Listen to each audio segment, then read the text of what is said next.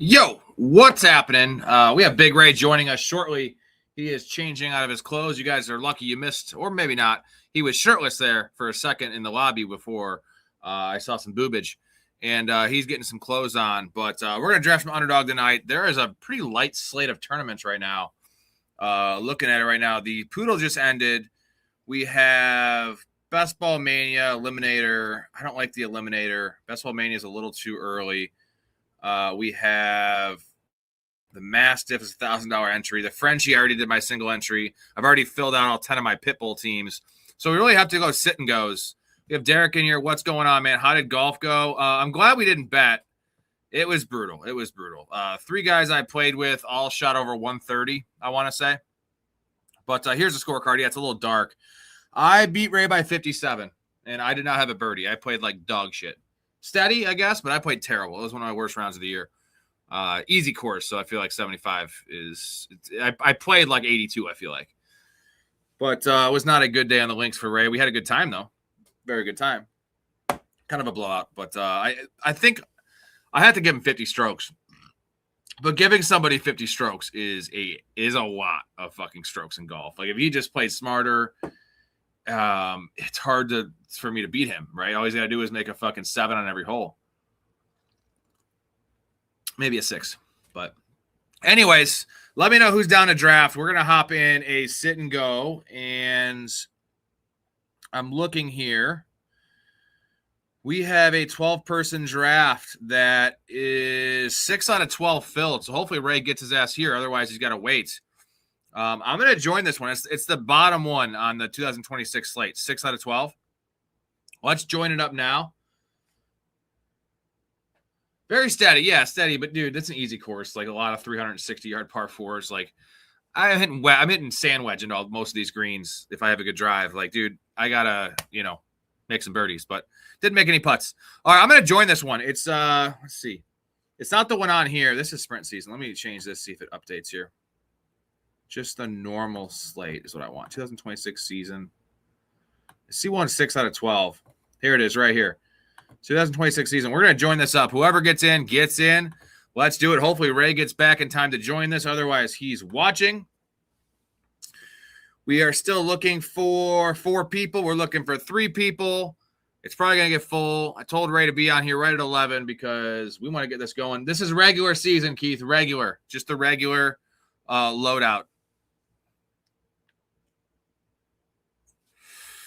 Well, the $3 entry. All right, we are full. We are full. Hopefully everyone got in there. I know Derek got in there. Montana's in here. Dakota's in here. Did you get in this one? Yeah, Keith got in here. Sweet. All right. Good. Share this tab instead. All right. I am right in between, sandwiched in between Derek and Keith. A Derek Keith sandwich. I like this, boys. Actually, I don't like it. We have Dakota at 5, Montana at 7. So we have 5 of us in here. That one filled. I think these will fill faster tonight because, like I said, it's a really, really light slate of tournaments. And I'm guessing tomorrow they'll add a couple tournaments. But as of now, it's all the big money tournaments. Yeah, Ray saved $3. Nice call, Dakota. Nice call. What's going on, Blake? How's the World Cup going for you, brother?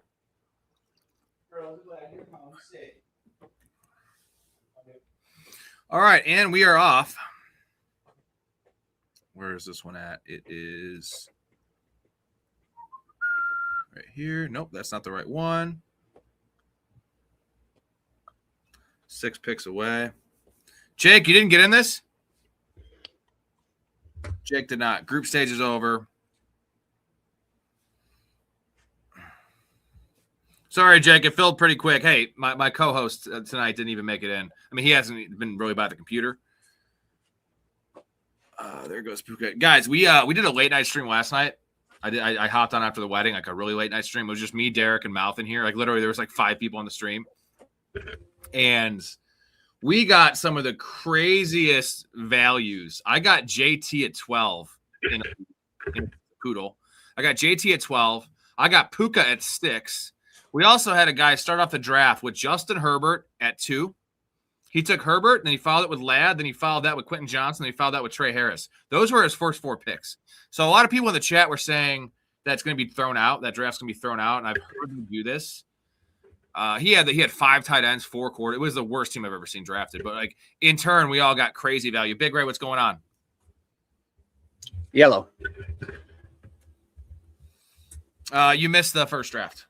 Told you I was starting at 11. I saw you shirtless too. It's okay. I saw them. Them boobies. I like them. So we're gonna go with a receiver here, and then move on to running back after that. There goes Lamb. We'll take Justin Jefferson, and then just whatever running back falls back to us. Probably this dude. Up in 4 picks. There's 4 guys queued. We'll go there. All right. Don't already code it. Your wallet? You left your wallet? Yeah, but I found it. Thank God. Where'd you leave it at? In the cart? Golf bag. Oh, so it was in your car the whole time. But you thought you left it at the golf course. I was 5 minutes away, so I just figured I'd drive back and look at the cart.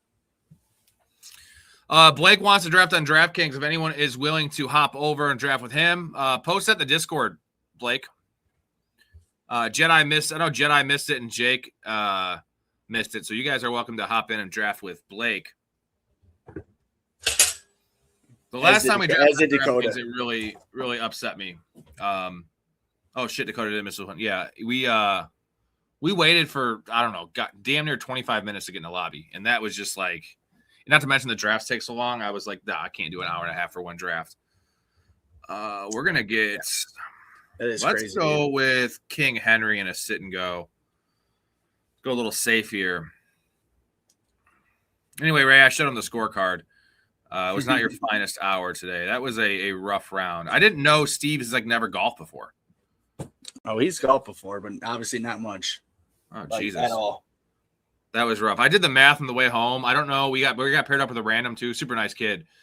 Hit the ball a mile, but he probably shot over 120. I mean, he just went long on so many approach shots and just hit 7 balls out of bounds.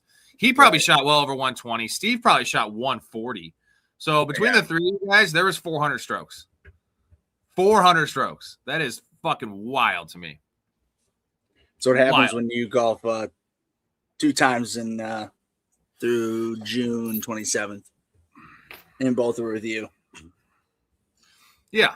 Well, I promise you, if I played, I hadn't played in 2 years, I would still break 90. Okay, maybe 100. How many rounds do you have in your life? I mean, I maybe have. Doesn't matter.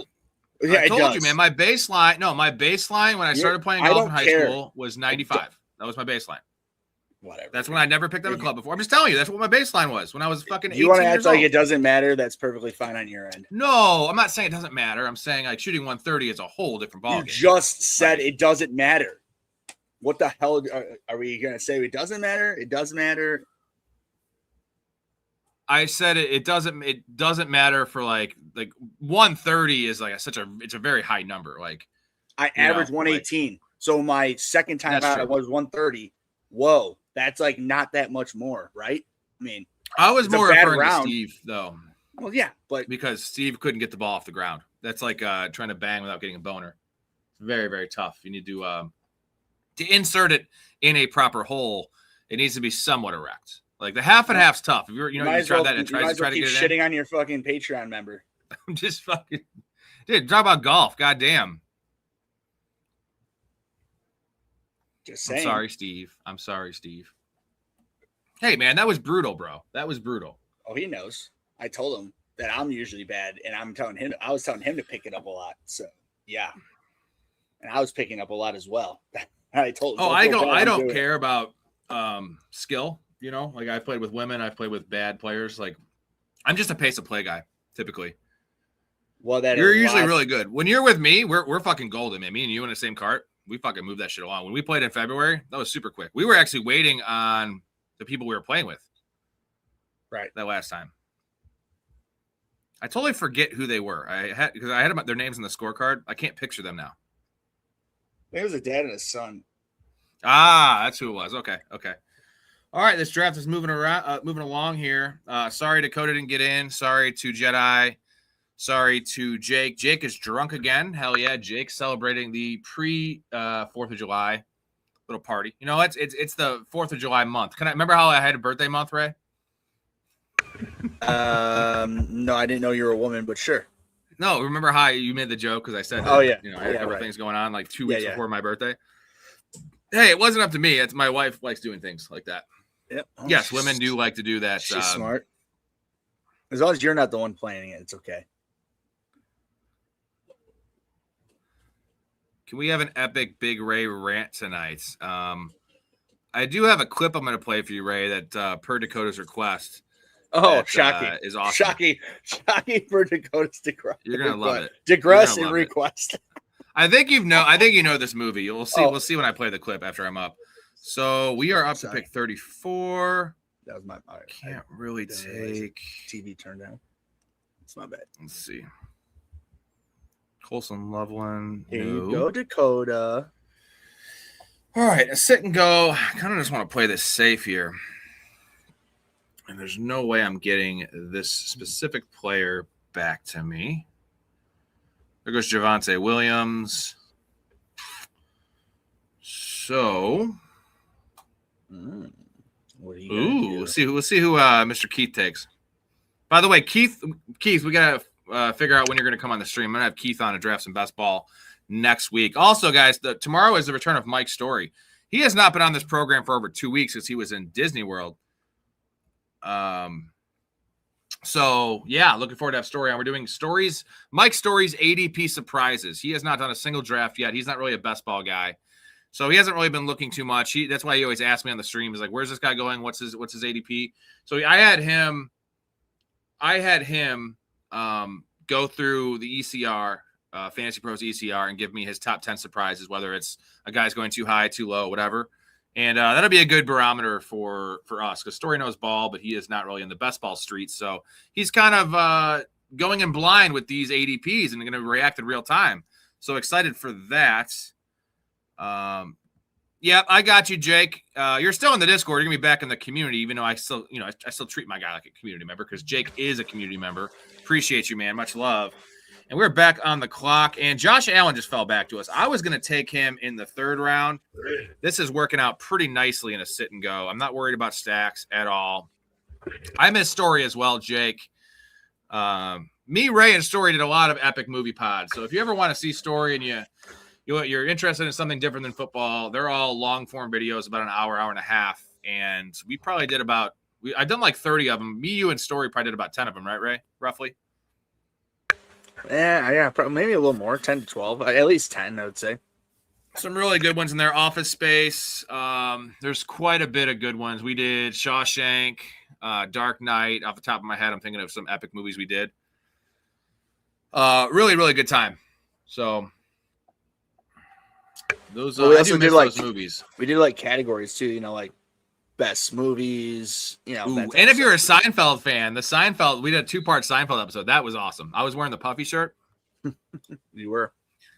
I want to do more movie shit on here, but I just feel like this channel is very niche and people want football. You know what I mean? Because I'm much more than just a football guy, right? We both are. We're pop culture people, and we're both cinephiles. We love movies, TV shows as well. I want to do a workaholics thing. I know we're both fans of the show Lost, which is an all-time TV show. How many times have you seen Lost? Just once, all the way through? Yeah, I mean, I've seen multiple episodes multiple times, but the whole entire series, one time through. Dude, there's so much stuff that I've caught in my rewatches. There's the episode where Saeed is captured and he's like translating and like torturing for the American army. Mm-hmm. And there's the dude, like the main guy that drops him off afterwards, like the general or whatever. He's actually the guy that's stuck down in the bunker with fucking Desmond. Oh, that's right. Because the time lapse is different. This is the Gulf War or whatever, so early 90s. Right. And it's just weird. Like little things like that in the show, like everything is tied together. I'm gonna watch Sopranos, Blake. I watched the first episode. I know I'm gonna like it because people say it's right up there, like Breaking Bad and Sopranos are like 1A, 1B. Ray, you've seen them both. What's better? Surprisingly, I have not. And again, when I say this, is because when a type of show like this, Sopranos, I have not seen from beginning to end, just because I know it's blasphemy because I love all that type of genre. It's just I need to be able to sit down and religiously and legitimately watch every episode because I know it'll be so good instead of like playing video games and doing whatever shit else I do. But yeah, it's dark mode for you. Is that better? Is the dark mode better for you guys? I think it is better. I got you disbanded. You got to wear sunglasses when you watch this show, bro.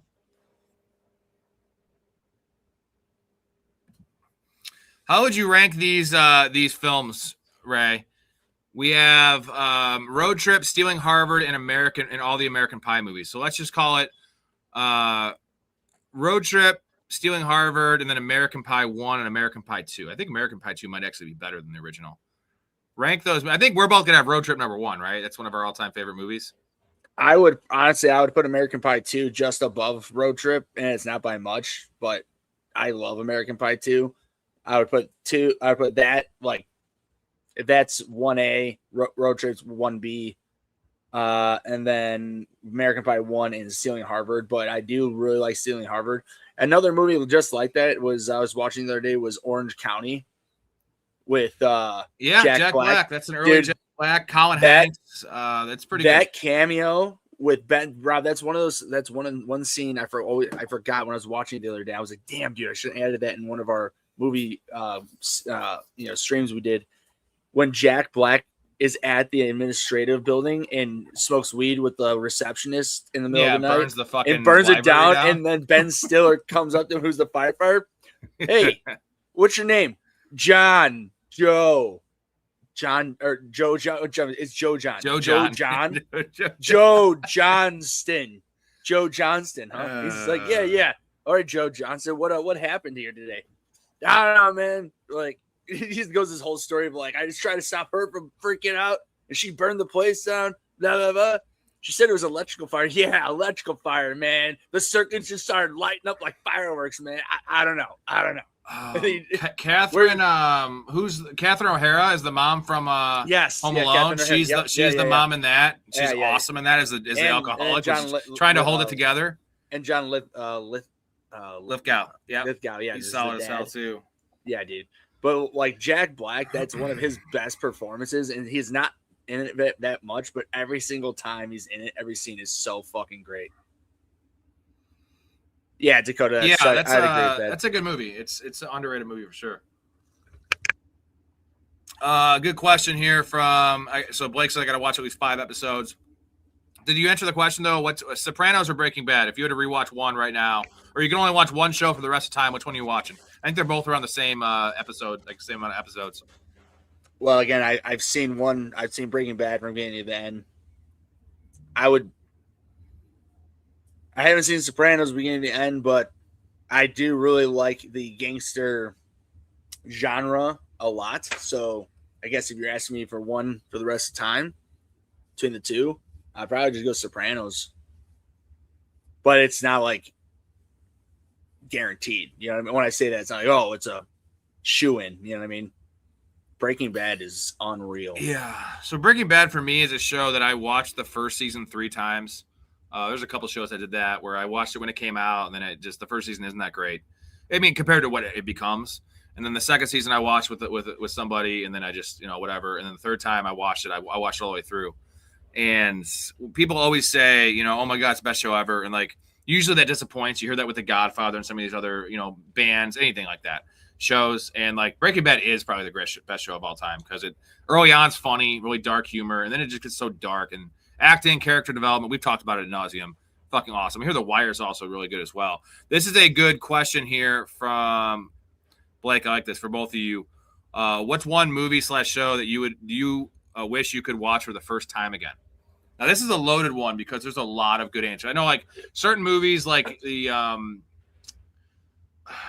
Sixth Sense is a good one for that because it's not a good movie to watch again. I mean, there's breadcrumbs you get to see, but Fight Club, like movies with twists are generally like up there. Or you can go all-time movies like Shawshank. So do you have something that comes to your mind? I mean, honestly, I would say something like a Breaking Bad or a Sopranos. No, it's got to be a movie. Oh yeah, movie or show. I'm gonna go more movie just because it's easier to just. I'm gonna get both. So I'd say those two shows, something like that level of a show that like because there's so much character development and all those things. A movie wise, something like The Departed. When I first saw that, you know what I mean, like just something. Honestly, everybody and any of us can name a magnitude of movies and television shows, but movies for sure too, that are just so good. I mean, when somebody says, "Oh, I've never seen that," and you're like, "Holy shit, please watch it." You know what I mean? Like, there are so many things with that. But just honestly, a movie, like I said, something like The Departed, even like I mean, I love Django. Oh, here's that clip. Someone just mentioned it in the chat section. Here you go. This is just for Big Ray from Dakota. Here we go.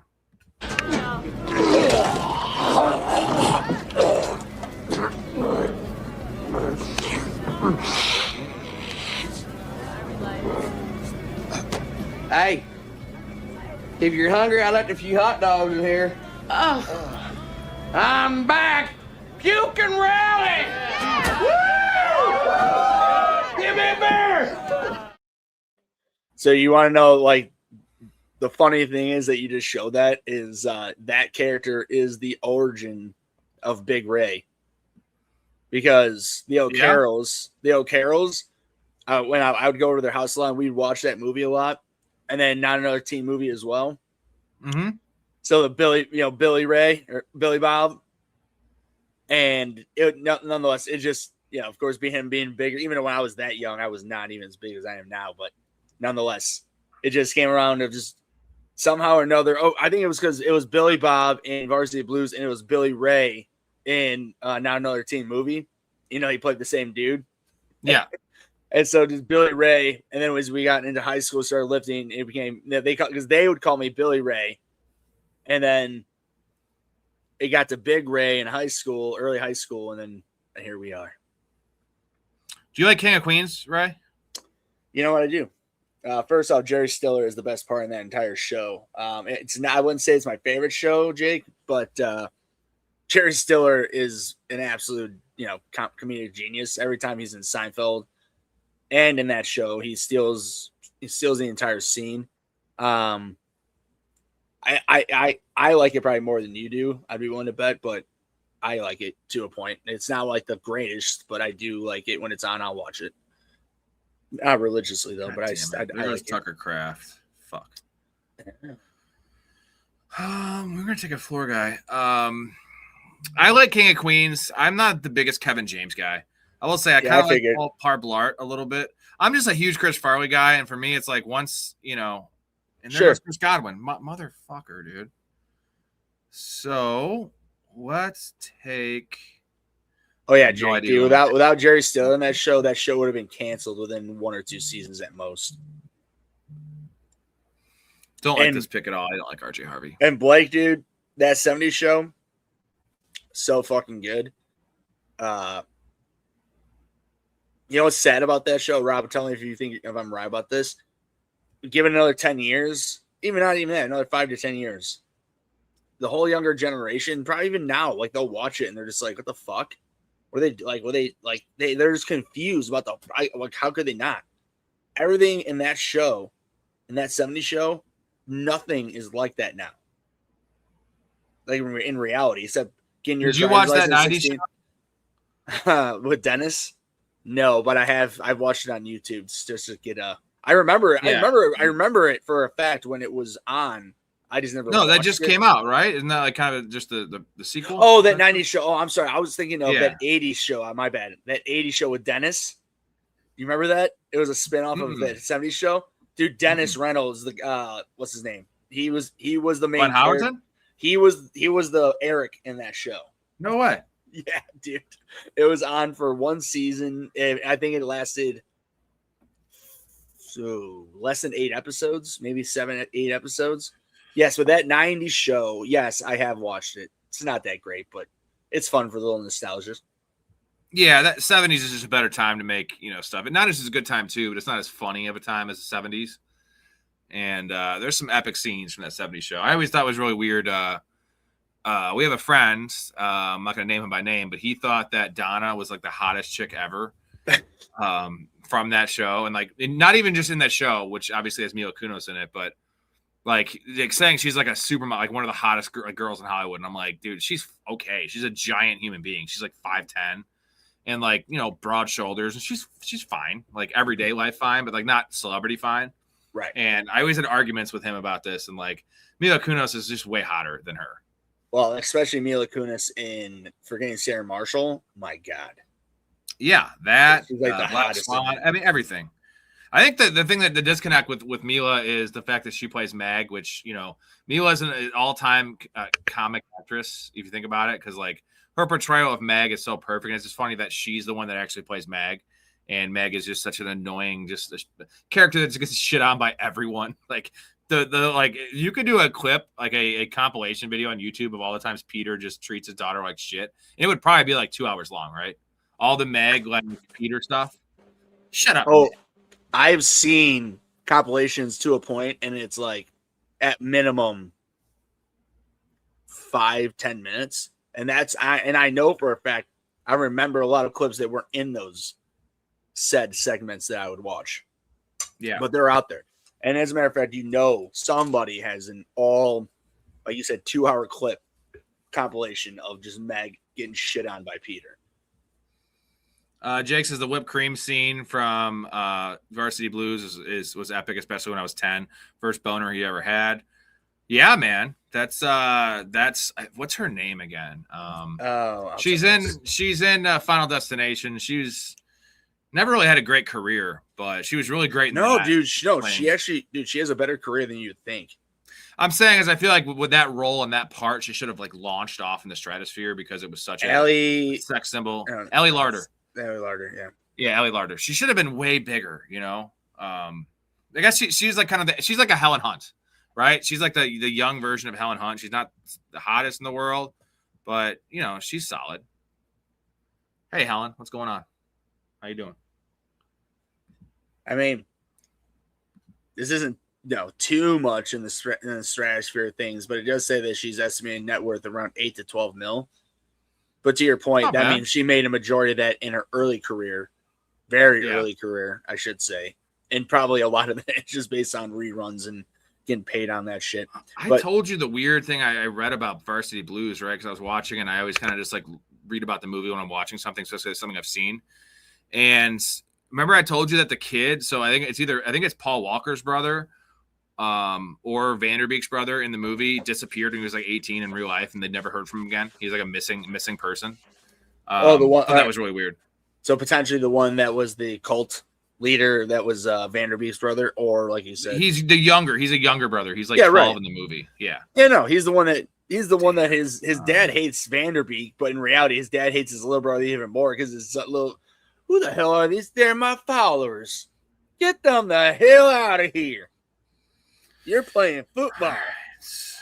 We have some issues a little bit here with this team. I don't have a tight end yet.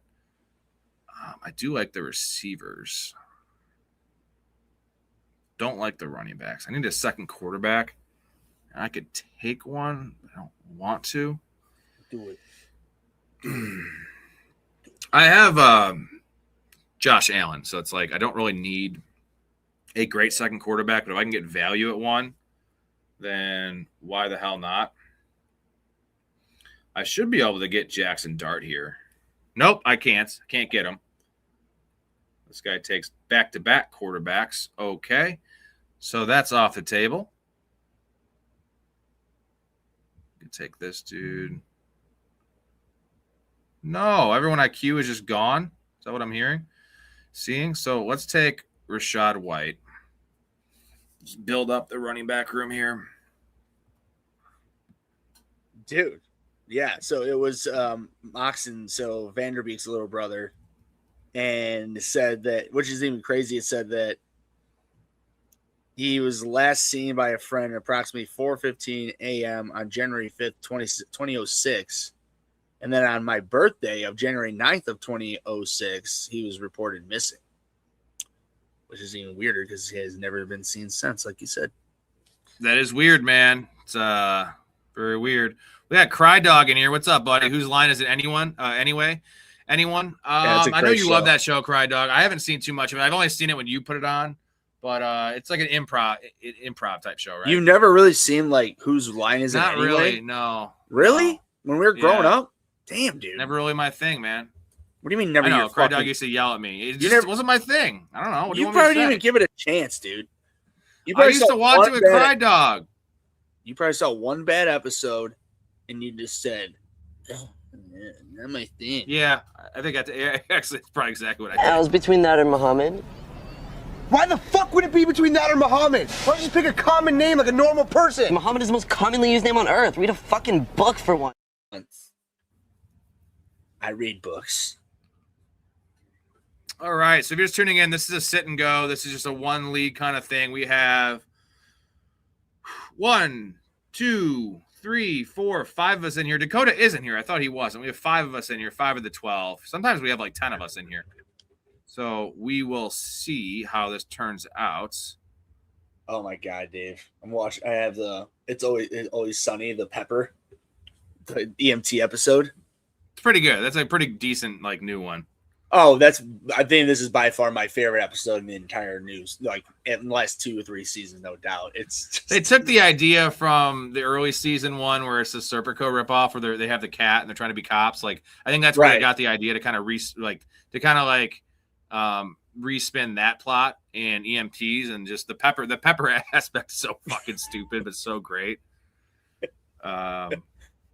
And then there's that scene early on where Mac's like flirting with the dude teaching the CPR class, trying to make out with him and shit. Well, and plus the lawyer comes back in, and then like he's Frank poisons him, or not poisons him, but gets him with habanero like extract tea, and he says his throat is like closing up, so they put him in the EMT with the whole ghost kitchen in there, and the fryer, just the fire grease. Just gets all over himself, and then when they crashes, they just switch him into an EMT clothes so the judge thinks it's him. Your Honor, I promise you, it was not me. It was Dakota was too busy talking to girls to watch an episode of Whose Line, which Dakota's a couple years older than me, definitely a few years older than you, Ray, and I support that. Okay, so if you're both older than me, that means I was watching it in like elementary and middle school, so fuck off, Dakota. No, I won't. Jordan Mason. I don't have a tight end in the squad yet. I have five wide receivers, 4 running backs, and 1 quarterback. That's Kappa, by the way. Cappies. What's up, brother? The original. The reason this show is even on the air, Rob Kappa. What's going on, brother? Yeah. Our squared. Oh, I really hope I can get one of these guys. I'm going to get one of the 2 guys I have queued, and I love them both. What is our situation here at tight end? They both have 1, so I'm going to take the receiver I like, and then hopefully I can get tight end coming back. Got to have my Rashid Shaheed, have to have it. Oh. You got to have it. Gotta have him, man. Gotta have him. He's my 6th receiver. Not a bad squad so far. Jefferson, Flowers, Harrison, Pierce, Golden, and Shaheed. With Henry, Bucky, RJ Harvey, and Rachaad White. Don't like Harvey and Rachaad White, but I feel like they were values. And then Josh Allen at quarterback. This is no worries about stacking on these. This is a sit and go. Which is kind of a lot less stressful to draft. You don't have to have specific players. Once you take an early receiver or early quarterback, you don't have to stack them. So it's a lot less stressful. And we could just talk about random movies and shows with Big Ray. You know what we do around here. And this guy takes a 3rd quarterback. That's cool. Good for him. We do need a second quarterback. I think I'm going to just punt this and just have Josh Allen. That's my fucking play here. Well, now. Well, we'll see if he fucks me here with a tight end. Although I could just take a quarterback here. Cam Ward wouldn't be bad. Actually, I think I might want Sam Darnold. Yeah, I'm always. Oh, he takes Andrews. You son of a bitch. Don't do that. You're a bad rude. man. You're rude. Bad, That guy's bad rude. He's a man. rando, too. Fuck it. You know what? I'm just going to actually take Jake Ferguson. I feel like that's a fine floor play there at tight end to get me some weekly points, a couple touchdowns. Kind of gross, but Thank you, Kappa. Said he didn't like Drew Carey's show, but whose line it is anyway is legendary. Frig off Dakota and Rob. yeah, I'm such a big Seinfeld guy that, like, you know, Drew Carey, I feel like is just one of those like spinoffs, and not saying it's a 1-to-1 comparison, but just a group of friends, and it's in Ohio, right? Is it in Cleveland or is it in Cincinnati? Cleveland. Yeah. Ugh. Bro, what a bad setting for The whole sitcom, dude. I guarantee Cleveland plays that theme song a lot because that's a directed centric. Saying one of the nice things about Seinfeld, and there's a million awesome things about Seinfeld, but like the charm of the 90s in New York City, that's like one of the most iconic times and cities, like combination that you could have, not to mention the characters and just everything else. Like Cleveland, has there ever been a good time for Cleveland besides LeBron's first championship there? That's for you, Dakota. No, I believe Joakim Noah said it best. I've never heard one person said I'm going to go vacation in Cleveland No. because it's fucking. Why would you? Ugh. That being said, I've actually never been to Cleveland. I have been to Cincinnati, and Cincinnati is a pretty nice town, nice city, pretty clean. It's like a nicer version of Milwaukee. I actually like Milwaukee. St. Louis is the shithole. You don't want to go to St. Louis, guys. It's especially East St. Louis. You're gonna get stabbed. I think Gary, Indiana is probably the armpit of America, which it actually does smell like an armpit and a foot. To be honest, I'd rather go to Gary than East St. Louis. Gary's rough. Hey, let's be real, dude. The Simpsons make fun of East St. Louis. I don't know. I can't remember the exact episode, but it's a comic book guy, and I think when the smart peeps take over the town, and he's just like, "We've moved up one spot. Take that, East St. Louis." I'm like, dude. Okay, Springfield, you're one spot up ahead of East St. Louis. Congratulations. Yeah, I remember that quote. Take that, East St. Louis. Yeah, it's on an old school computer, like, you know what I mean? Because it was like a late 90s episode on his dial-up computer.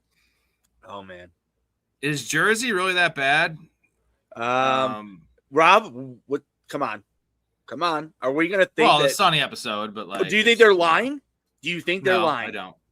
Now, admittedly, people who are from the Jersey Shore is also a big show too. So, okay, I will stand by what Dennis said. There are way worse people in the Jersey Shore than the people on the cast of the Jersey Shore.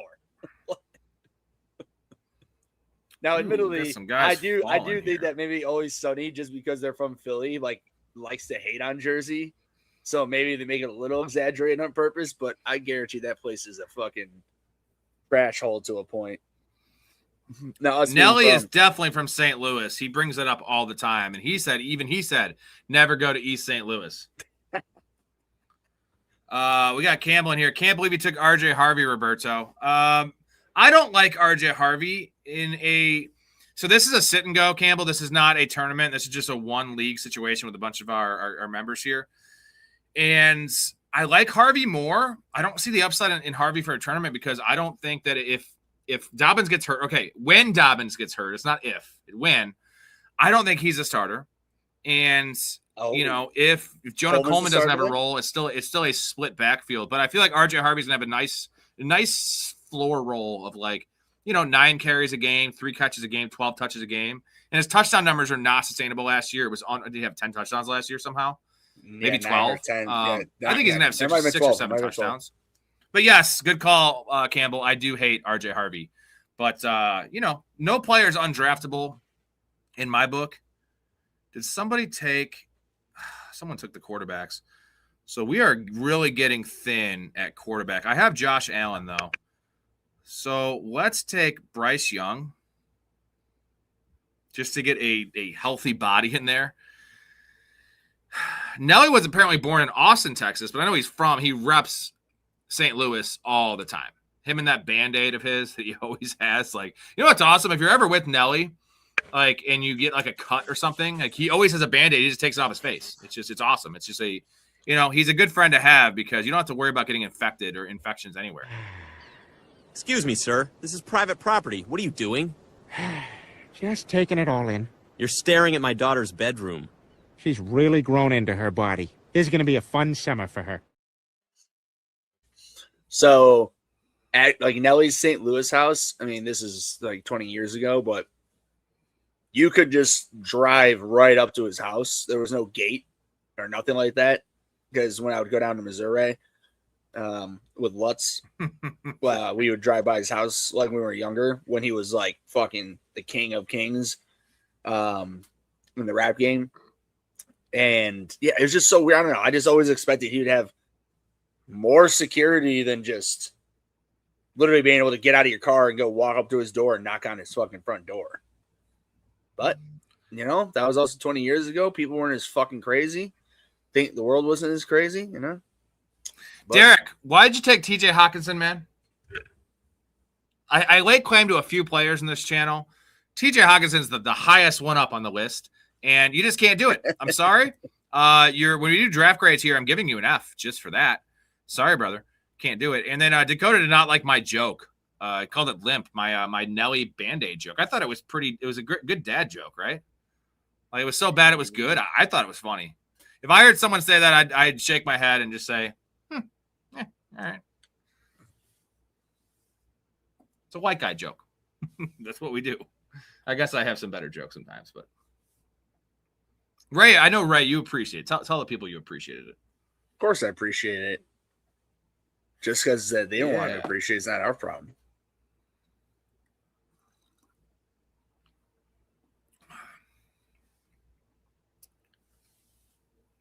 Thank you. That's the proper answer there.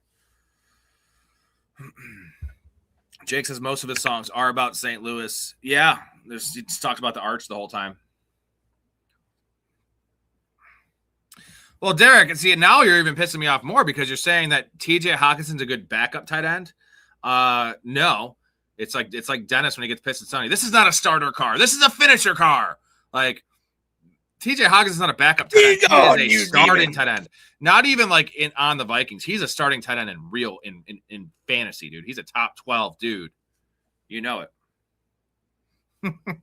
Rob, the joke was so bad. It was the only thing that's ever silenced Ray. So if I ever want you to shut up, I just have to tell a really bad joke. And I got to get a list of them, like a Rolodex of just like Dakota really bad jokes. No, I just mute myself so there's no background noise when I just do my greasy things over here. Well, mostly eating. Well, yeah, that's greasy. Exactly. But Dakota, no. Nobody has ever made me shut up. Ever. Probably never going to happen. Yeah, you're probably right. Man, I don't know how I feel about this team. People have tried. Just failed miserably. DMX rip for DMX. His heart finally gave out. He smoked a lot of rocks though. That dude was always barking and just lighting up. And he made it to like 50 though. That's like a pretty big accomplishment because like I don't know if he wrote a biography or there's something that came out before he died. And he was just like, yeah, I was pretty much fucked up like my entire life. And he was in really good shape though. DMX was a guy you wouldn't want to fuck with. Small dude, but yeah, pretty nice physique. You like DMX? I just feel like it's a lot of barking and yelling in the background. All right, how about this one? DMX or Ja Rule? DMX by a million times. Like, we actually listened to DMX's fucking lyrics. They're good. Ja Rule, that dude's a fucking joke. Ja Rule sounds like a frog, dude. Yeah, well, Eminem put him in his place, and I'm glad he did. Okay, rank these guys: DMX, Ja Rule, and Busta Rhymes. Busta Rhymes, Ja- DMX, Ja Rule. You got Busta Rhymes number 1. Yeah, believe you listen to the man. Yeah, it's hard to understand what he's saying because he's just talking so goddamn fast. Well, Very fast. maybe you need to look up the lyrics and then you can understand it more. I think I need to. So we're gonna roll with 2 quarterbacks here with Josh Allen and Bryce Young, and I'm gonna have to try to make up this this running back room with RJ Harvey, Rashad White, Derrick Henry, and Bucky Irving. It is Rob, not did you ever a listen to great room. Tech Nine? Yeah, Tech You Nine? know, I'm not a big rap guy, but I know. That's what I'm asking. Dude, I love Tech Nine. That dude, and you know what? I respect it. I still respect the shit out of the guy because he never gave into the, like what was popular. He just stuck to himself. He has his cult following, which is a huge following. And I think he's one of the most underrated rappers around. I mean, that dude's a beast. oh, this is just the shittiest part of the draft right now. No idea who I want to take. Can't take Aaron Rodgers. He's just got picked. So, fuck. This sucks. Dude, I don't want to take this guy. I think we're going to take a shot on Kenyon Sadiq. I think way after ADP makes some sense with Ferguson, Henry, and Sadiq. It's not ideal, but. I do it. Met Ja Rule, Run DMC, Andy Dick, and Forrest Whitaker all within 10 minutes at LAX, the airport. That There's is a epic, guys right random, like the fact that Andy group, Dick dude. is thrown in there, you know? Yeah, right. Well, dude, Like, you got a couple rappers, a great actor, and then Andy Dick. That's amazing, dude. is Jake, Forrest that's- Whitaker a great actor though? I never really got the Forrest Whitaker thing. I kind of in Fast Times he's okay, it's a football stud. I don't mean, know I've if- never not liked him in anything he's done. Agreed. so. I just feel like he should have had a much better career because I do like him as well, but like he's not in a lot of awesome movies. I didn't really like his part in the Star Wars. Is that it's Rogue One, right? He's in Rogue One, yeah. Yeah, all the breathing. What the hell is up with that, dude? Well, that's how the comic book was for him, for the character. I don't know. There goes AJ Barner. So now it's time I got to take a tight end. Yeah, It's so gonna be Dakota Dalton said Schultz. 50 Cent bought all the tickets to Okay, Ja okay, Rule, so- so no one would show up. Dude, he has told Ja Rule, I think.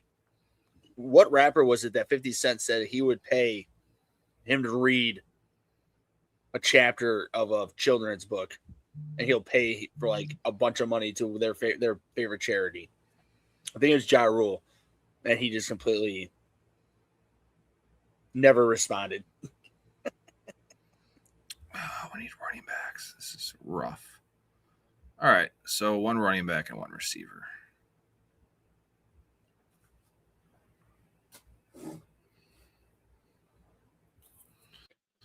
I mean, how bad is that though, Rob? Let's see how we're That sitting, a guys. full- We need either a full- 5 subs. What's up? Say, did you hear what I said about Go 50 ahead. Cent with Ja Rule? No. Dakota said, and he's right, 50 Cent bought all the tickets to a Ja Rule show so no one would show up. And so he said, and then he said after that, or this was after he was started doing smaller venues. But there was a time not too long ago that I'm pretty sure I know it was 50 Cent. I just can't remember 100% who he was calling out. I'm pretty sure it was Ja Rule though. Like I'm 90% sure it was. But he told Ja Rule, like, if you go on TV, on a concert, whatever, and it was Floyd Mayweather. Okay, that's even worse. Thank you. So 50 Thank you, Cent Derek. bought all the tickets for a Ja Rule show, so no one showed up. That was after he started doing smaller venues, top 10 gracings.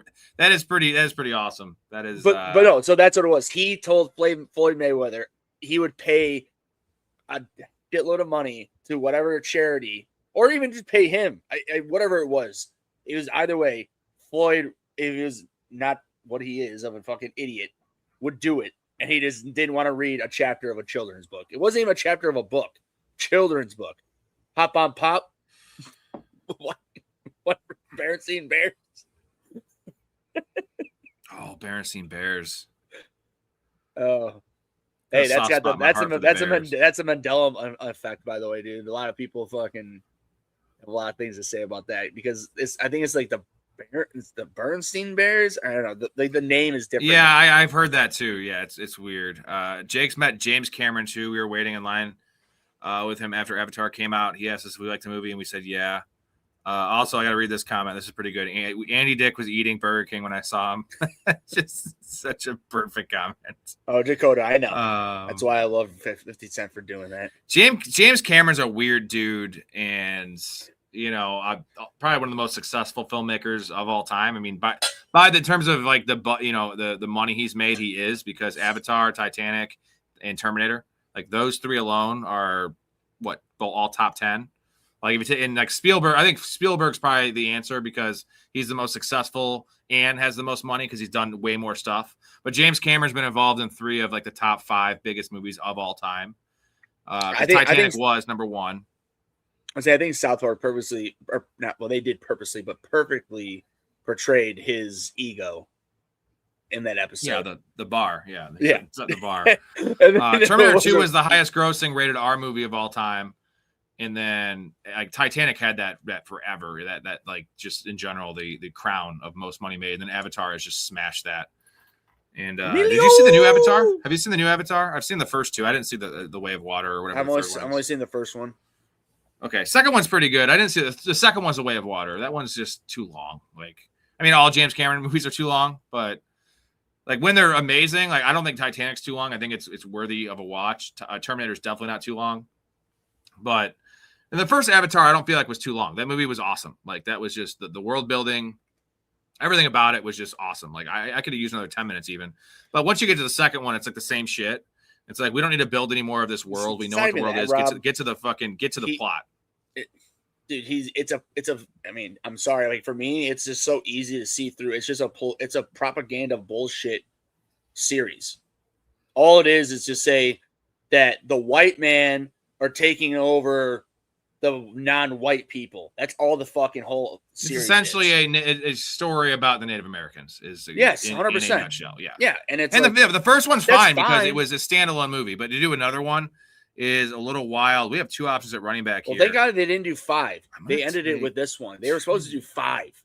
They ended it, and I think he got the feel of what everyone's feeling, and we're like, dude, we're done with this shit, dude. You should have fucking released these other 2 like within a couple of years of the first one.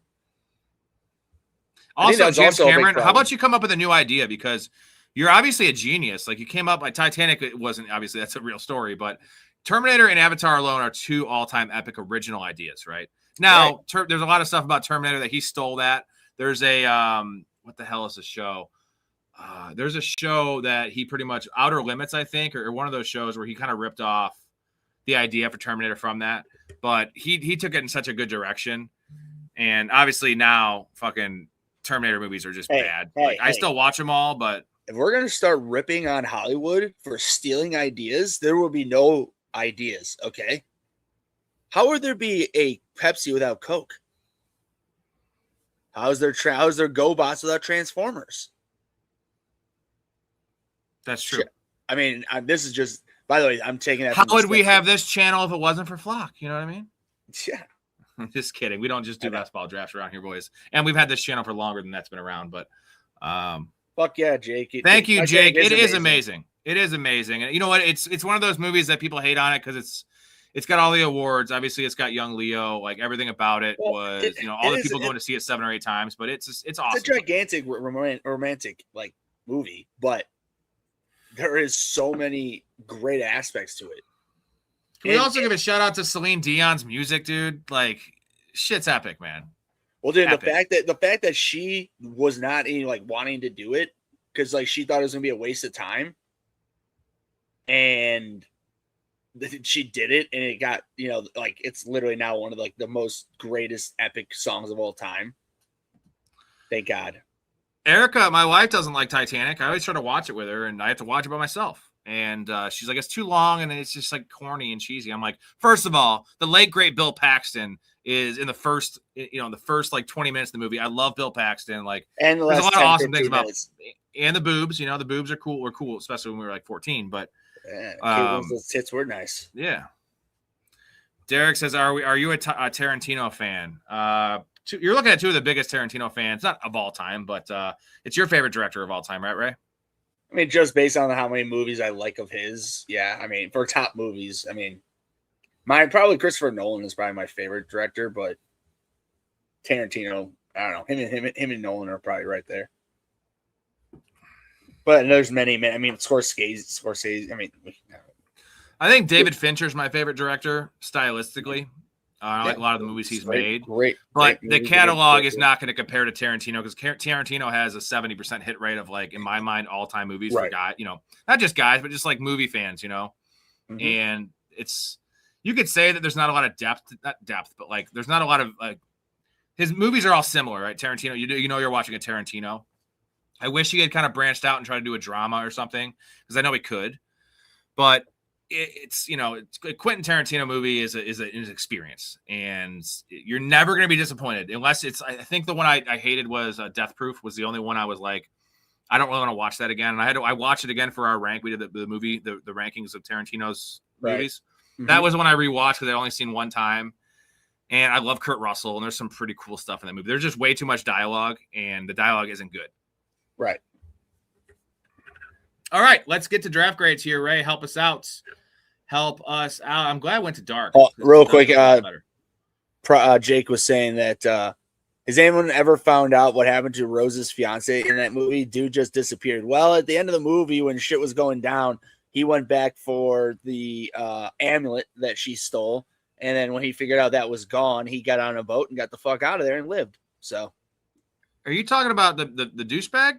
Yeah, right. Am I wrong? Did he die in the boat? No, he died. He blew his head off. They said in the thing, like his family lost all his money in like the stock market, and he's on the boat. He's on the boat, right? The like rescue boat at the end, and she like tries not to see him, and then after that, she's like explaining to the old lady that he died. Oh, after that, okay. I'm sorry. I thought he makes it off, and then they said that he blew his head off because everyone. Okay. I thought he meant in the movie, but he means like after the events of the movie. Got it. Okay. Sorry. Yeah. Misread that. I thought he just meant that's what I was saying. Like, oh, well, that's what happened. And then you're right. Okay. Yeah. Billy Zane. Billy Zane should have had a way bigger career. That guy's a great villain. Great villain. All right, let's get to the first team here. This is Dakota squad. We have Brock Purdy and Deshaun Watson. That is really aggressive in a sit and go, my dude. Devon A-Chain, Travion Henderson, Cuba Hubbard. What's up? Can you roll up? Shit. Sorry. No, I need to go to this page. I'm looking at the wrong page. Here you go. Thank you. So we have Brock Purdy and Deshaun Watson. We have letter grades A through F, guys. Just Devin A-Chain, Travion Henderson, Shuba Hubbard, Isaiah Pacheco, Tajay Spears, and Brian Robinson. Pretty nice running back room. Yeah. JSN, Chris Olave, Mike Evans, DK Metcalf is his 4, Addison's his 5, Coker is his 6, Jalen Naylor with George Kittle, Dalton Schultz, and Jake Tunges. So you're going in on the Niners. I think for me, it's a little too, I don't want to say overstacked, but stacking doesn't really matter in a sit and go. I just don't like this quarterback room in a league that, I like this more as a tournament team. Sure. Because Purdy and Watson, like, you might only have Purdy all year. You might only have Purdy for 8 games. I'm saying like 8 games just being at Purdy. Not to mention Brock Purdy has not really stayed healthy. So I'm going to give this team a solid C to C+. Because I do like a lot of the players. I like DK as your 4. I love the tight end room. I just don't like the quarterback room, and the running back room is deep, but it's not a lot of bangers there. So I'll give it a C+, just because I like the running. I like everything, like you said, about the quarterback room, but even with Purdy, who's to say they don't trade Mac Jones between now and then, the start of the season? It's probably very unlikely, to be honest, at this point after the draft, but you don't know. What does that factor in for Brock Purdy? I'm confused. I guess nothing, because if he's hurt, that's why Mac's playing. Yeah, I don't think Mac's taking his job. So, yeah, I think C+ is a pretty fair grade. I wish – the thing is, this team, if Deshaun Watson starts most of the year and Brock Purdy has the year we all anticipate he's going to have, this is a really good team. But I just don't like that much risk in a league that has no playoffs. You know what I mean? No, ultimate upside. You just want to get as many points as you can. We're going to go to Montana squad. What's up, Montana? Montana just upgraded to become a professional in the Patreon. Shout out to Montana. He's going to play in our community basketball league brother. Here. Appreciate you. He was a fan before, and then he upgraded to professional because he's been around for a week or two, and he sees what we're doing around here. He sees me on here 3 hours a night, literally in the off season. So, Okay, Dakota says rate it with the narrative that Watson's a starter. Now, again, I think Watson is a starter to start the year. I just don't think he starts the whole year. If we're going to go on the assumption that Deshaun Watson starts every game, which is just that, an assumption, I would give this a B. B to B minus. I'm gonna play devil's advocate to what he just asked. Dakota, if you haven't been looking at what the narratives are saying out of Cleveland, Sanders is right up Watson's ass as we speak, and we're not even into training camp. So if he's already up his ass before training camp, what the fuck's gonna happen during training camp? Shador Sanders sucks. I mean, they're both bad. Okay, I get that, but one dude's been around forever and hasn't shown shit in years. A dude showed a little bit last year, and why wouldn't they just play him? I get other guys making more money than Watson, but if he sucks, the NFL, if you don't win as a coach, you're out in 2 to 3 years. You can't fuck around with a rapist, okay? Oh, sorry. Whoa. Sexual harasser. Sorry, my bad. All right, let's get on to this next squad here, Montana. We have Justin Herbert, Jared Goff, Fernando Mendoza at quarterback. Very we nice. have Jonathan Taylor, Marion Hampton, Kyron Williams. That's a nice 1, 2, 3. Nice. Rico Dotto and Jordan Mason. Great running back room here. So far, so very good. Lad McConkey, DJ Moore, Brian Thomas, Jalen McMillan, Trey Harris, Bernard, and Elijah Surratt with Laporta, Okonkwo, and David Njoku. So first thing I'd say here is you don't need David Njoku on the squad. I think Laporta and Okonkwo are plenty good enough. They don't have the same bye. I don't like the stretch after McMillan. Trey Harris, Bernard, and Surratt. But the running back room is super sturdy, and the quarterback room is really steady. I'm going to go with a B minus, possibly a B on this team. I just don't like Harris, Bernard. I wish you had a more steady guy there. And I just don't think you needed David Njoku. So I think this team, just if you would have just had another receiver, whoever the hell it is, Tyquan Thornton, Rashad Bateman, any one of those guys, instead of the third tight end, I would rate this a solid B. I'm going to go B minus because I just don't like the fact that there's 3 tight ends and you don't need them. I'll go with a B. We're all in line. I like those guys. I like those guys more than you do. So Derek has B minus. Enough to make it a B from a B minus. So now there's a good chance. I like Trey Harris. There's a chance Jeremy Bernard becomes something, and I like Elijah Surratt. So like one of these 3 guys has to hit, or 2 of them have to be relevant, and this team vaults up to a B plus. So a lot of B's on that team. Not too bad. Let's go to Super Beast team Keith. We have Joe Burrow, Dak Prescott, and Aaron Rodgers. This is a really nice quarterback room. Chase Brown, Cam Scatterbo, Kenny Gainwell, Chris Rodriguez, Sean Tucker, and Katron Allen, with CeeDee Lamb, T. Higgins, Jordan Tyson, Michael Pittman, Romeo Doubs, Denzel Boston, and Jalen Knoll, and Dallas Goedert and Jawan Johnson. So I don't hate that tight end room. It's a little thin, but it might have been too much if you took a third, and maybe not enough with just 2, but I'm fine with kind of punting tight end over these other positions. Good team. Kenny Gainwell is a 3. I like Chris Rodriguez as your 4. Sean Tucker gives you some week-to-week floor with the Kenny Gainwell injury possibly, and Katron Allen. So this is another similar grade to what we just saw. Would you agree?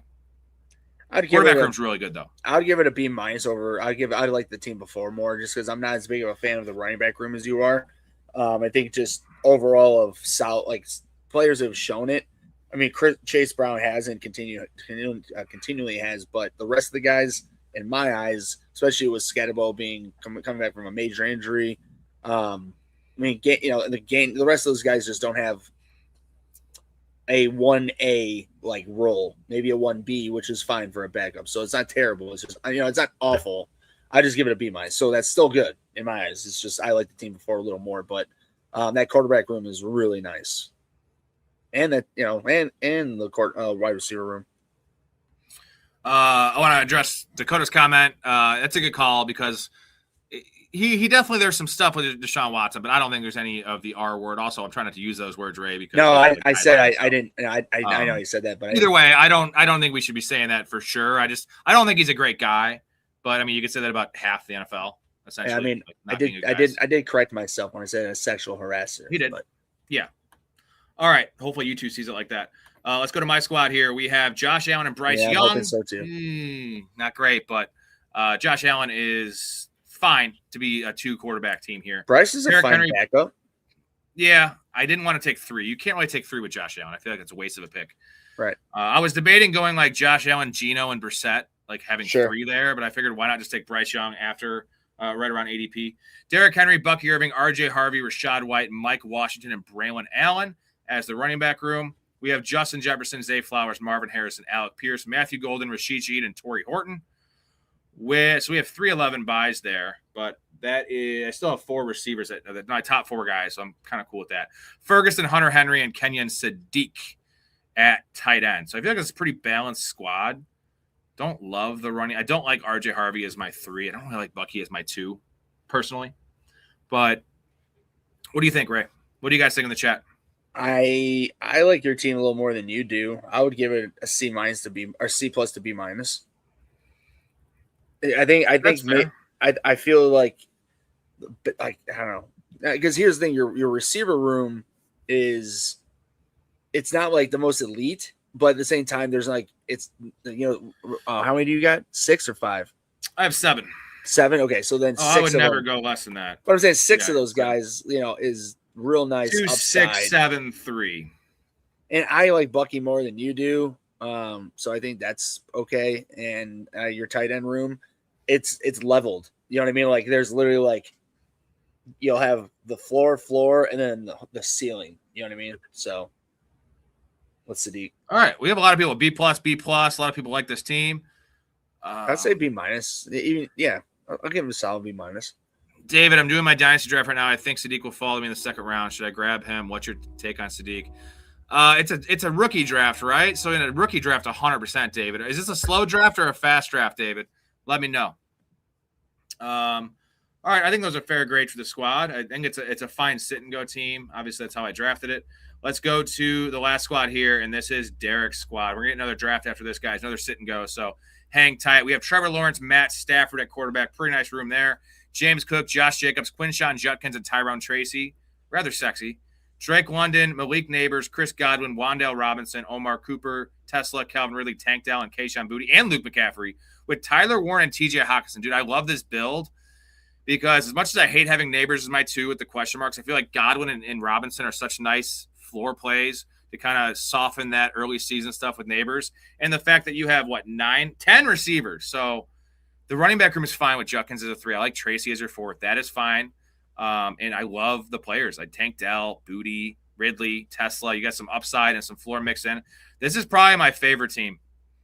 I think this might be Derek's just not a fucking heater. You know what? Actually, no, I told you I'd graded a fucking F because he took TJ Hawkinson from me. But all jokes aside, this is a B+ squad. Yeah, for sure. I can agree with that. I mean, again, just because running backs get hurt so much, I maybe would have liked a 5th running back more than you would have, but the guys we know play, they have a high floor. So, and I like the quarterback room quite a bit. Yeah. Just with 2, this is a good quarterback room. Lawrence and Stafford. The running back room, it's a little thin, but I wish you had like Javonte Williams instead of Judkins, and I'd be really comfortable with it. But Judkins is a fine 3, and Tracy isn't a bum. Like Tracy's going to get you 6 to 8 points a week when you need it at bye weeks and stuff like that, and maybe some good early season production. So this is a solid B+ team. I really, really, really like this team. And Dakota or Derek's on a fucking rampage after I gave him that dog shit grade last week or whatever it was. So, yeah, I'll give you that. All right. David, it's a rookie draft and slow. Okay. So, David, I will help you with your draft. I'll help you with everything dynasty, everything fantasy. You got to get in the community, my dude, because we will make this team work. We will make trades work. I wish I uploaded Murrow's team. He's a Patriot member, and I drafted his team with him on like a Zoom call, and we made like 4 trades. The draft was like a month and a half ago, 2 months ago. And dude, he has the greatest team. He has Caleb and Drake May in a startup super flex. Like it's a fucking banger team, dude. And I like building people's teams and helping people. I just need more context for these things. So it's hard for me to just tell you answers without the actual context. So context. Would love to have you in there, David. So just go to the website, go to the link in the description, and you know what? It's going to be well worth your while if you're playing Dynasty because we're going to win that cheddar for you, brother. Derek has learned a lot. The build is everything in best ball because we don't know these players. You know, we don't have a crystal ball, but we do have a crystal ball in terms of, you know, how much capital we'll put at each position and the proper builds based on tournaments, all those kind of things. That's why best ball is different than redraft. And redraft, fuck the build. We want to draft as many good players. You can have a terrible build last year in redraft. If you hit on JSN and Chris Olave and Javonte Williams, dude, your rest of your picks could have been terrible, but you might have won your league because those guys were enough to carry you. If you had Matt Stafford, things like that, and played the waiver wire properly and made some good trades, like this is all we have in best ball. The draft is it. You're done after the draft. So, I did not see the trade mouth. You guys have trades in your best ball league? That's wild. That's cool. Actually, that's really, really cool. I wonder if we could do that in our league. We got to discuss all these settings. Let's get another draft, though, guys. And let's see what's on the docket here. We have – how many do we have in here? We can do a $5 draft, a sit and go. I'll look at the trade here in a little bit. Post it in the Discord, guys. And while we're drafting this team, I will check it out. So, Ray, we're gonna do a $5 sit and go. Let me check my phone here to see which. I was like, give me 1 second. I gotta deposit more money. Ray's I only got $1 in there. There we go. Okay, we have 2 out of 12 in the $5 one. The $3 are both. In the Dynasty League. Okay, I'll check that out here in a second. Shuck is better than Baker from Dakota. I'm taking Baker over Shuck all day. I'm going to hop in this $5 draft here, guys. There is 2 out of 12 right now in there. We're going to hop in, and then whoever wants to draft with us, hop in now. I'm the second one in here. So the $5 sit and go. Let's see. This one has 1. This one has 3. There we go. 3 out of 12 filled. $5 sit and go, gentlemen. You got plenty of time. There's 5 people in here now.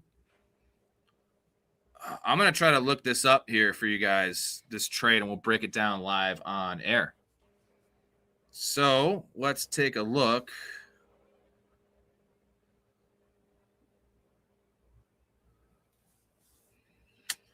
So, between Jay and Mouth. So Jay got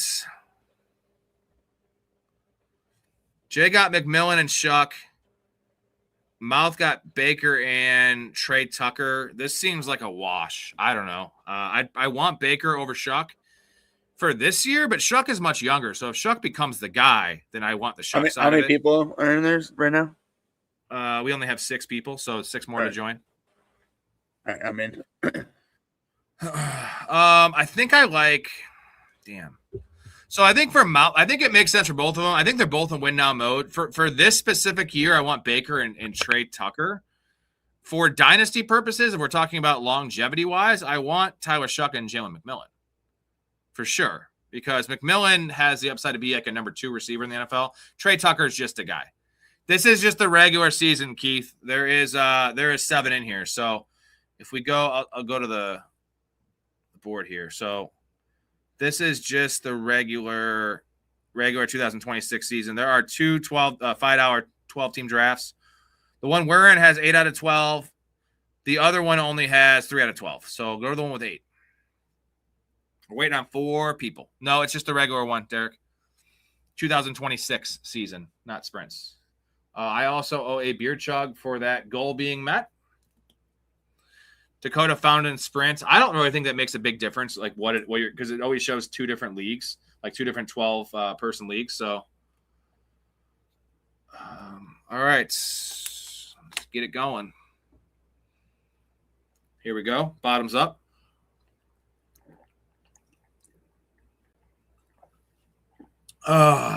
Bend down, pinky out.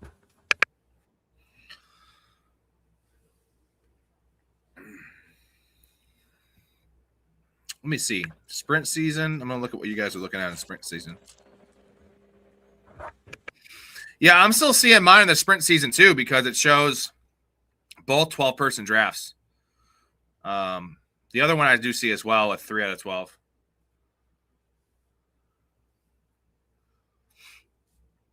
This should fill up, man. I mean, like I said, there's not a lot of tournaments available.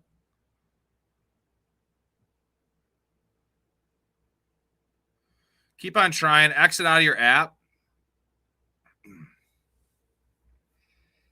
Hey, I'm going to take a piss real quick. I'll be right back. Okie dokie. Yeah, I see 8 out of 12. I also see another one below that, which is 4 out of 12. Waiting for 3 people. We have 3 more spots available. $5 sit and go on Underdog. Excuse me. Had some Arby's for dinner. Pretty good stuff.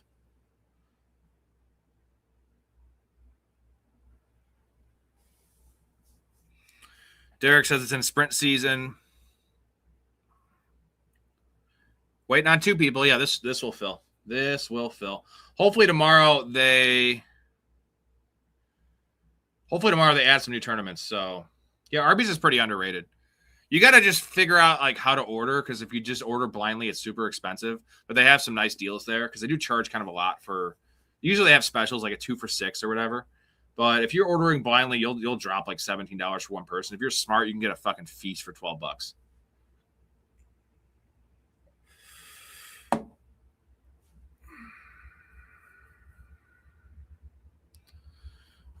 Yeah, that is true. I feel like I feel like that's just a lateral move, because who is Jay starting? Jay has Jaden Daniels, right? I think he has Jaden Daniels. So either of these guys are never starting that quarterback outside of a bye week. 2 more to start, guys. 2 more to start.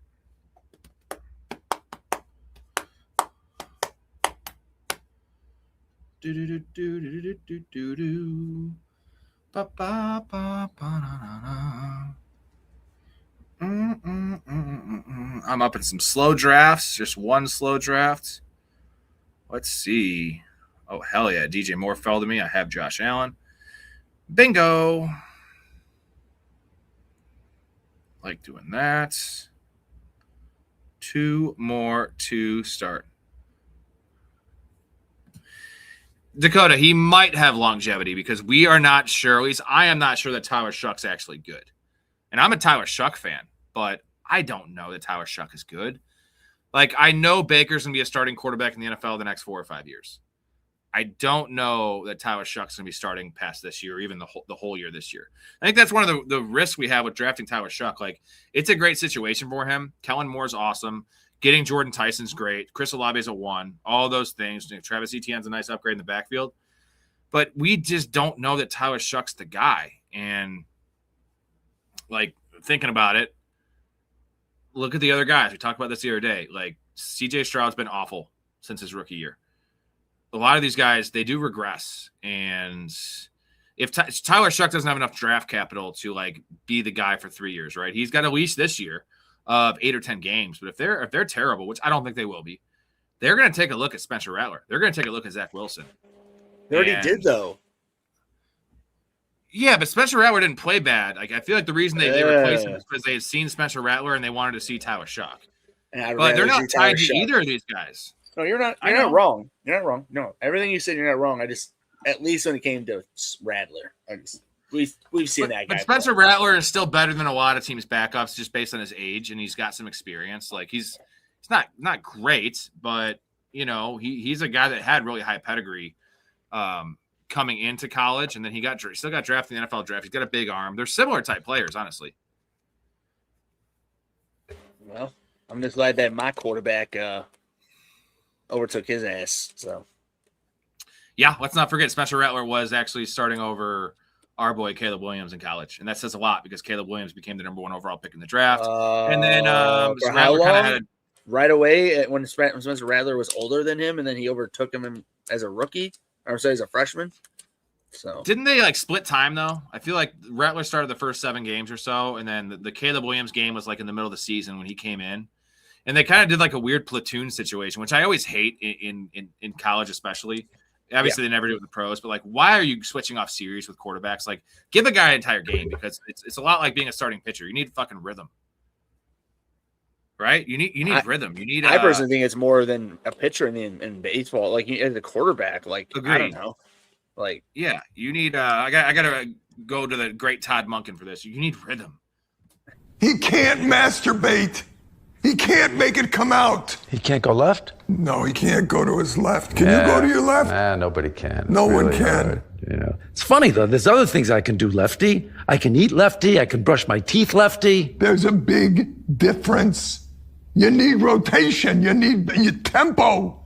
You need feel. Season. I think you learn a lot. In fact, you learn a heck of a lot more when things aren't going well than when it is going well. And I learned a lot. Yeah, he learned a lot about rotation and stuff. And let's see. Did you get permission from that family to have twins on there? Yeah, long lost brothers. Rattler did get benched for Caleb. It's not really a slight on Rattler, though, because Caleb Williams is the #1 overall pick. I'm not a Rattler guy. I'm not a Zach Wilson guy. I was a Shuck guy. Like, I was one of the biggest Shuck guys coming out of the draft. I said on this very program, Tyler Shuck had the most arm talent in that draft over Cam Ward. I still believe that, but Tyler Shuck has a lot to learn. He's a lot to improve on, and it's just we don't know. I'm not into anointing guys. What did he play? 8 games. And they won like 3 games. I mean, he looked pretty good. I liked his run-first mentality for sure for fantasy.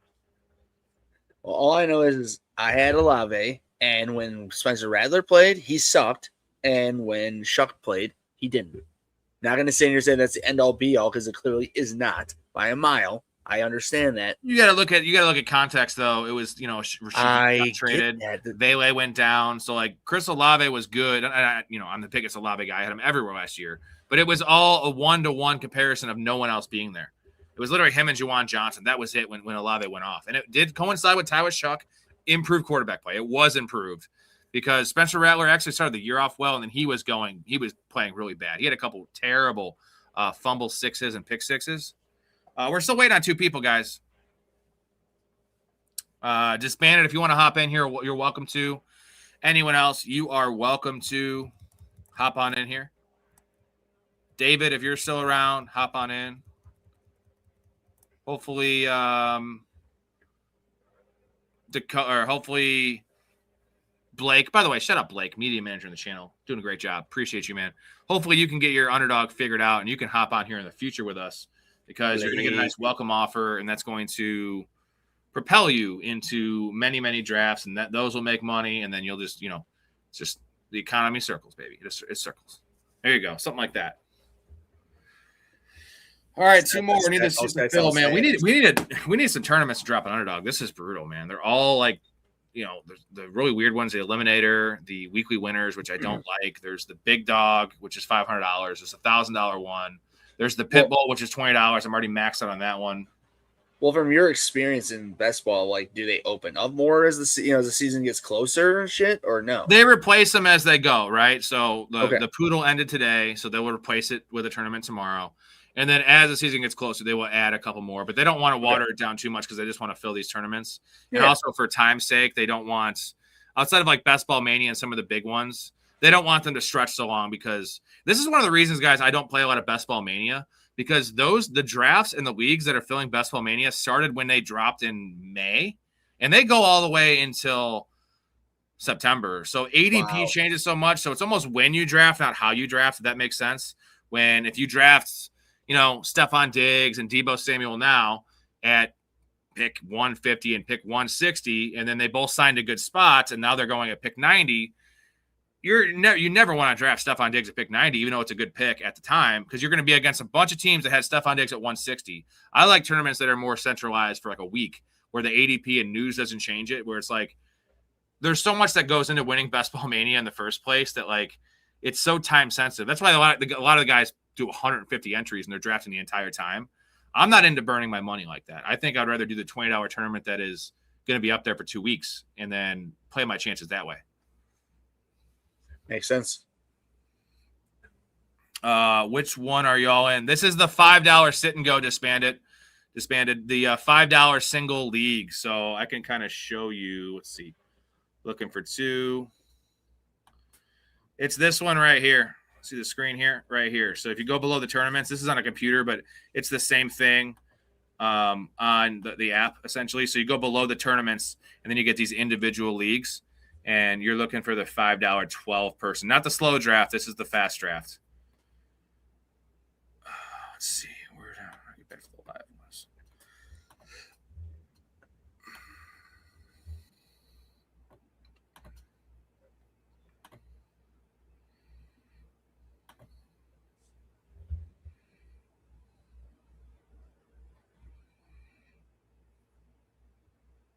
Still at 10 out of 12.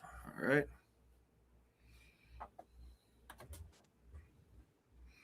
Come on, I mean, we need degenerates. That's all. Just a couple. Yep.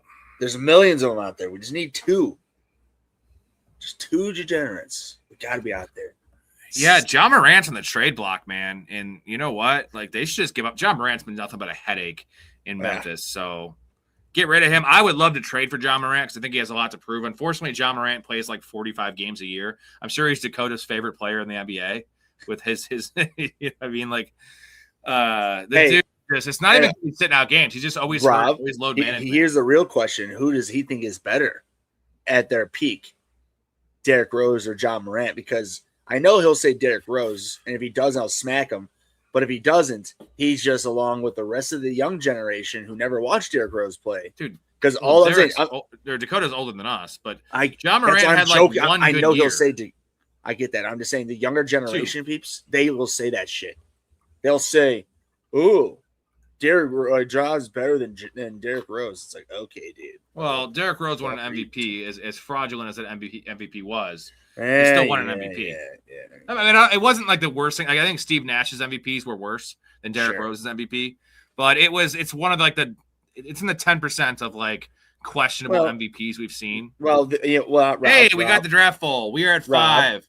Without Derrick Rose, we would not have had the 1 seed for the Bulls, and the Bulls would not probably even been a playoff team without Derrick Rose. Nonetheless, the 1 seed. Now, I know you're going to pull out stats and say all these things, and I get it. I watched that asshole LeBron play with the Heat that year. I'm sorry. With the Heat that year. But nonetheless, I digress. I will say this about John Morant. I think John Morant's ceiling was Derrick Rose. Like, John Morant was that level of athleticism, that level of fast. And actually, he was a little bit more polished than Rose was coming into the league. His jump shot, and like he came in pretty fast, and so did Derrick Rose. But it was similar, right? I would comp them together. Mm-hmm. But what a disappointing career. I mean, obviously the gun thing was just stupid. And just the injuries, like John Morant's just not, you know what? The funniest thing is that forever that John Morant and Zion Williamson being in the same draft is just comically terrible. Terrible that they were back to back. God damn it, dude. I'm already going to get fucked. Why? My app is behind what yours is on the fucking screen. Oh, then exit out of it. You're going to get, probably JSN or something. Well, mine's a couple seconds now behind. The first 2 picks were like gone before my thing. It says 5. It says 5 picks to go. Ooh, we're gonna get Puka at 5. That's cool. Thank you, Captain, for taking JSN. Dakota's giving you some grief here, Ray. I'll let you make your pick.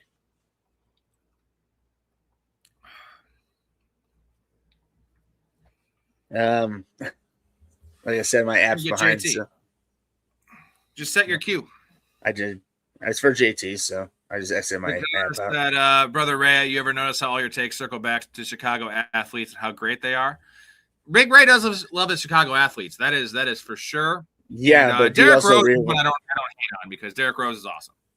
Hey, Dakota, also, do you realize every time I talk about basketball NBA athletes, I talk about people who I listen to people who played against them. Okay? And everything I've ever heard about anyone who's ever talked about Derrick Rose, they all say how great he was.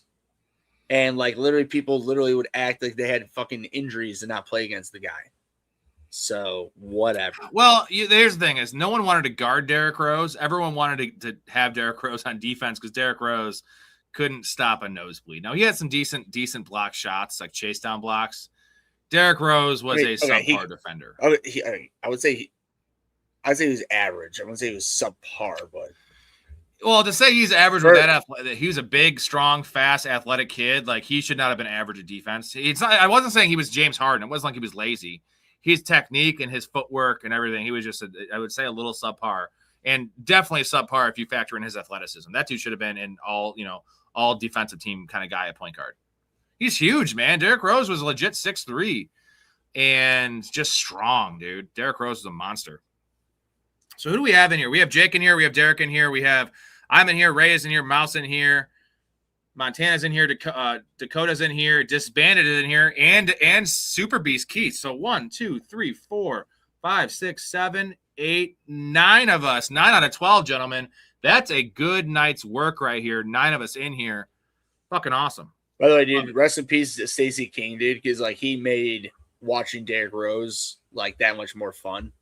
Because the way he would announce and his passion watching him play. I always compare him to Hawk. We've had some very Homer biased announcers, but we love them because we're fans of the team. Harry Carey. I'm not a Hawk fan. Oh, geez, Harry Carey. Jake wants to come to Chicago and hang out with us. Jake, you know what? Please do.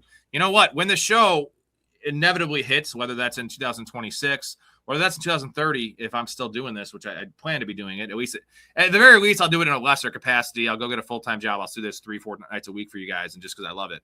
And we were doing it for free even when I was working before. We're going to try to have a gathering every year, guys, probably around the NFL draft, around that time, off-season time, in Vegas or wherever we all vote on, to all get together and shoot the shit for 3 or 4 nights. And that's my ultimate goal, is to bring this awesome community. All you guys are awesome. And people I want to actually hang out with, meet, get to know. I already have done that quite a bit, but in person, just hang out. Just so you guys know, Ray, tell them how much different I am in person than I am on the stream. I am such a fraud. I am such a phony.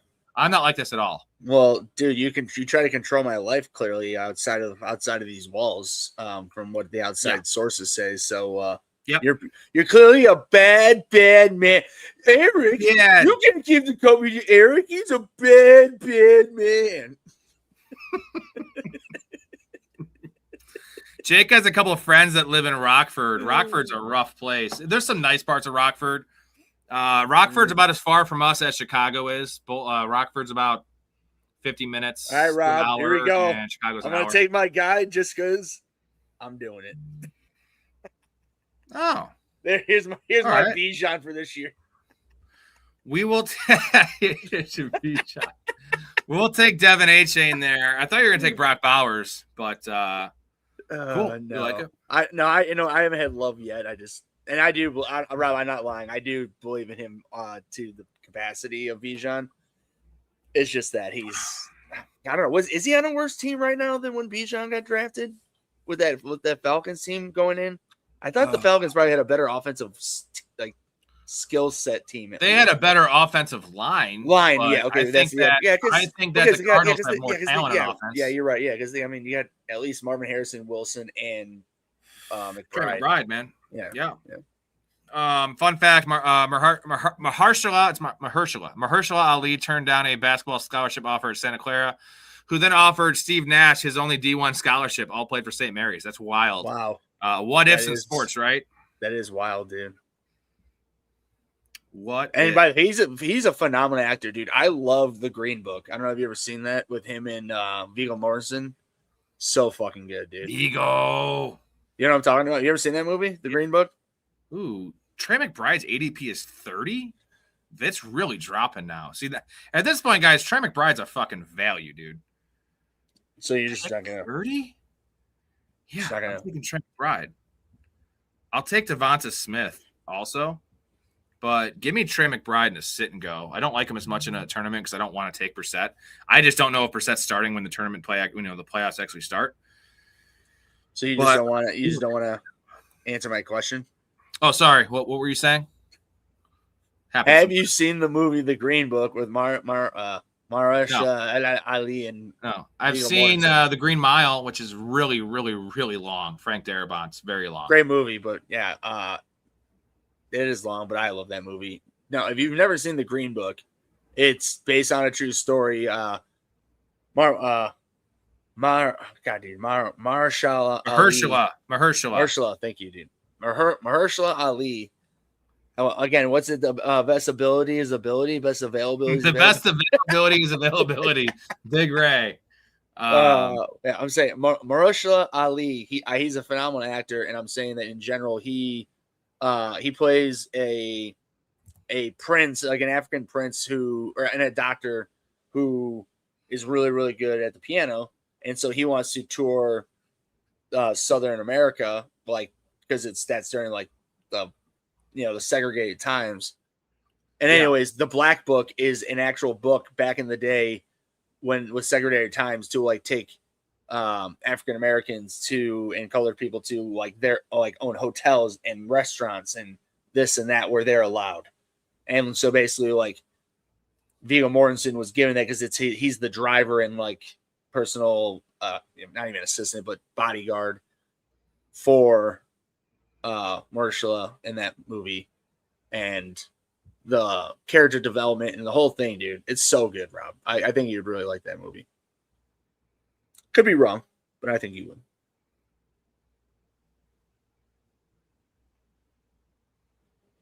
Hell yeah, I think I would too. All right. Dakota says, Plus, Ray, won a lot of Rob. I know he doesn't control you. You could pummel me, and you have pummeled me. Jake says, Edward Norton. Most Dakota, it's an inside joke with me and Rob. Trust me. It was a Jake joke. says Edward Norton is the most underrated actor ever. I can't say most ever, but he's up there. But he's just up there because, like, when people talk about all-time actors, a lot of people may not bring him up. Like, movie fiends like us will. But the average person may not. So, on that end, I'll say he's right. But with movie fiend peoples like us, I wouldn't say that necessarily. But I can make the argument that he's had the most disappointing career after the start he had. Because if you go back and think about Edward, the first four, I think 4 out of the first 5 there Rob, was mixed in there. Rob. Luther Burden. Luther Burden. He's going to take Luther. Do it. Oh, no. I'm not going to take your guy, though. What about your guy? Well, what about your guy, My Rob? guy. I have a lot of guys. Yeah, what about Terry, though? Huh? Don't matter.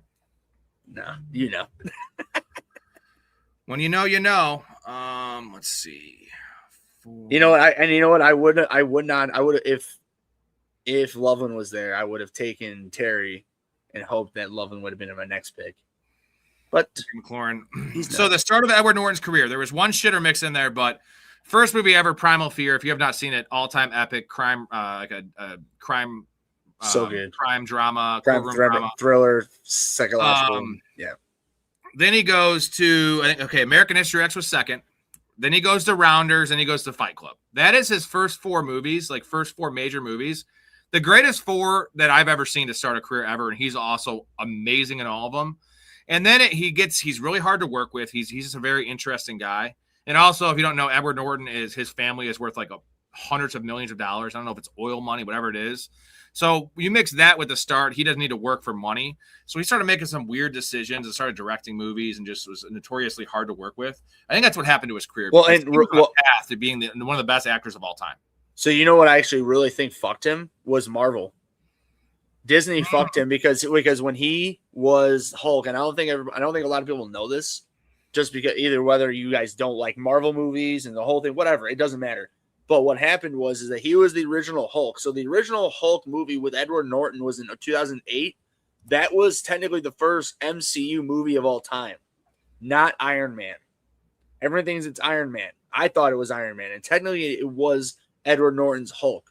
But what happened was that he's so egotistical and wants so much control. He tried to tell Kevin Feige, who runs the Marvel MCU, hey, my character is going to do this. I want this, that, this, and that. And Kevin Feige's like, dude, you are one small piece of a huge conglomerate we have in plan. Like, no.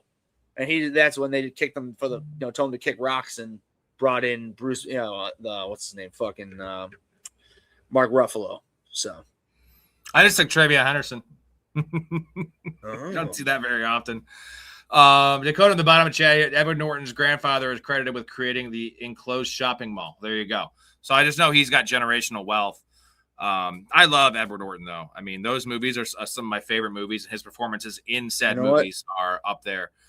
Gilbert Grape, what's eating Gilbert Grape? That is a Johnny Depp old flick. That's one of the first ever Leo roles, and pretty good movie. McAuliffe, looking at best ball mania teams that have won it all. The guy last year that won with Purdy, Shuck, and Bryce Young. Is that quarterback room you're comfortable with having this year? 100%. You got to have 3 of them, though. If you're going to go late, you have to have 3. Yeah, I'm comfortable with it. I don't – for me, quarterback is about the stacks I have and also about value because I feel like these guys are all similar. And the weeks they're going to pop off, we're never going to know. So we want to pair them together. If we don't get an elite guy, and I cut off the elite tier with like the Jalen Hurts tier of Drake May, Caleb, Jaden Daniels, all those guys, then I'm going to have 3 quarterbacks. I'm going to if it's Baker, if Baker's my one, I might – if I could get like Baker and Shuck, I could make an argument that's enough. Personally, I probably want a third.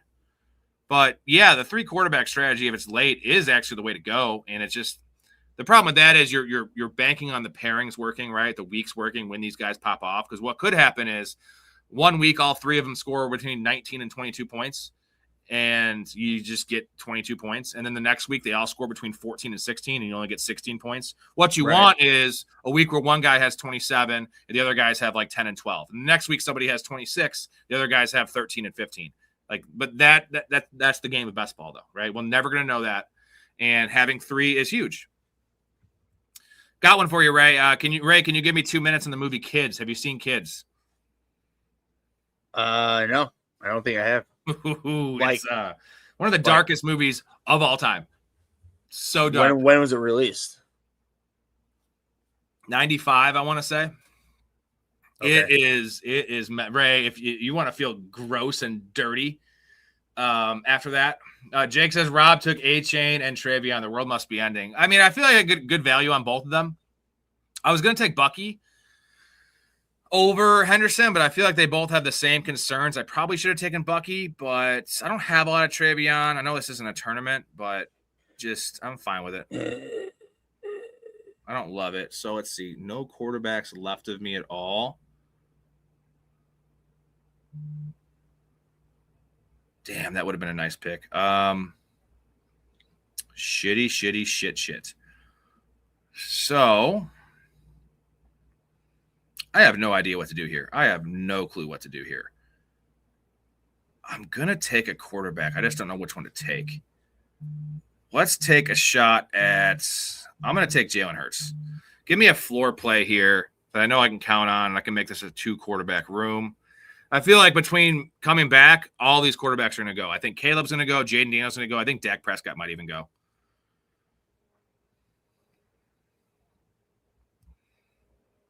And then I can get. You don't say that.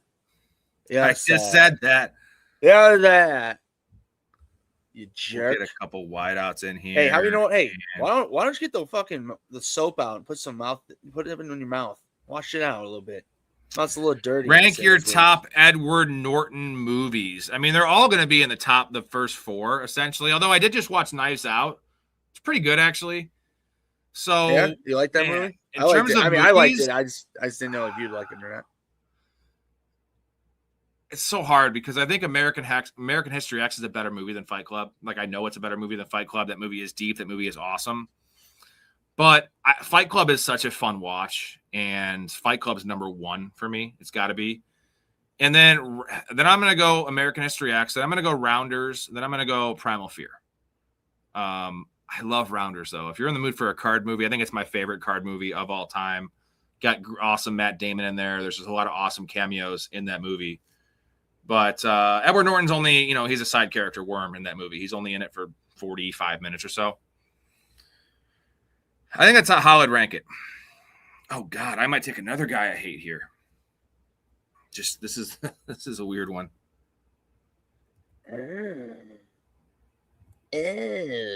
Brother. Jake says, I love how Rob hates A-Chain, but I've seen him take him 3 or 4 times now. Well, you've also seen me draft heavy. Oh, Jake, you're noticing what he does. Got it. I'm glad you're noticing. Hey, I acknowledge there's major upside with A-Chain. I just prefer him in PPR, for 1. For 2, in redraft, I have some concerns. Rob, take my pick and hate it all you want. Ew, okay, I love it. I know you would. I guess here's what I said. Look where I took A-Chain, though. I took him after. I went after Jeremiah Love. I have A-Chain properly ranked for me after Henry, after Brown, after Walker, after Hampton. And I'm really down on Hampton. For me, it's Hampton and A-Chain's close. I'll probably take A-Chain over Hampton. But a lot of times, I think people are going to be taking A-Chain closer to the first round than they are the third round. I'm really fine with A-Chain in the middle of the second round. I am totally fine with that, and that's where I draft him. But a lot of people have him over Henry. I won't do that. They have him over Chase Brown. I won't do that. They have him over Kenneth Walker. I won't do that. So that's my line on A-Chain. I think A-Chain's a hell of a player. I think he's going to be their entire offense. I just don't know what that means. Like, their offense is going to be poo. What does that mean?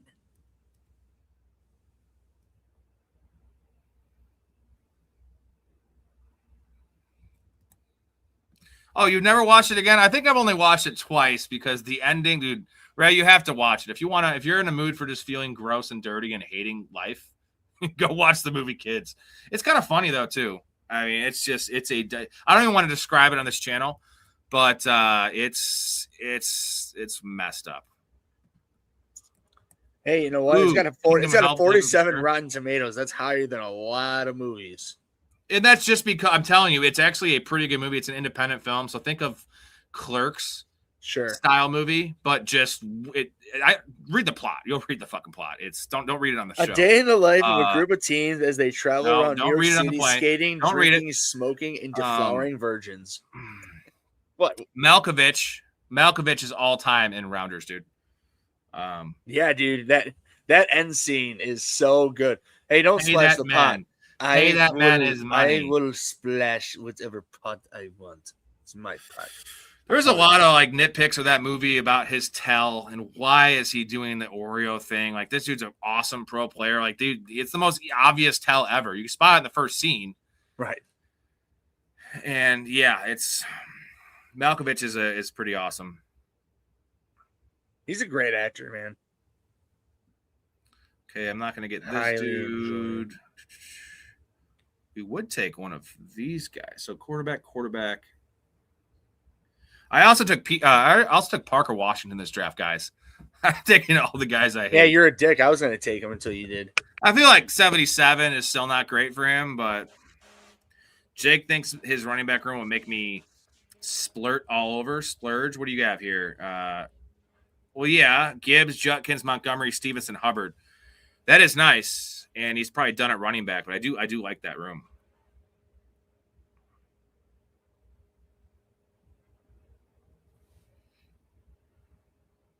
Ray's got a nice running back, too. He's kind of done at running back, too. He has Taylor, Love, and Irving. He doesn't need much more. Mouth has 3 awesome running backs. He doesn't need much more. There goes Manungai.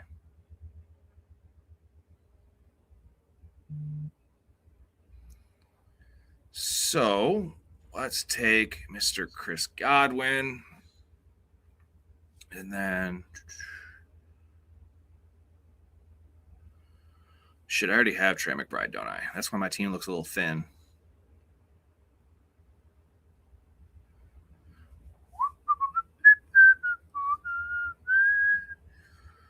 Ooh, we're going to do that.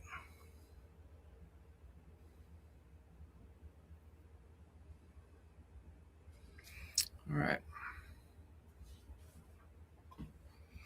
There goes Mr. Sam Laporta to Derek.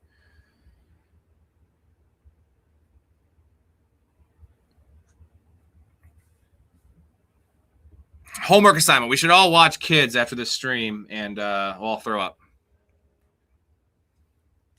Throw up? What are you, a fucking woman? You'll see it after you watch it. There goes Matt Stafford. Dude, Rob, I literally just looked at 2 days ago a rotten, maggot-eaten corpse of a fucking raccoon and then a skeleton of a dead raccoon in a fucking person's well. I'm sorry, their window well. So if you think that this movie will make me puke compared to that, you're just funny. You're a funny guy. Thank you. God damn, not in the way you think, dude. Jesus. All right, so we need one more quarterback, too. Let's see. Mr. Tyler Shuck is there. Quarterback 1, baby. That's what I hear. I'll be taking him. At least.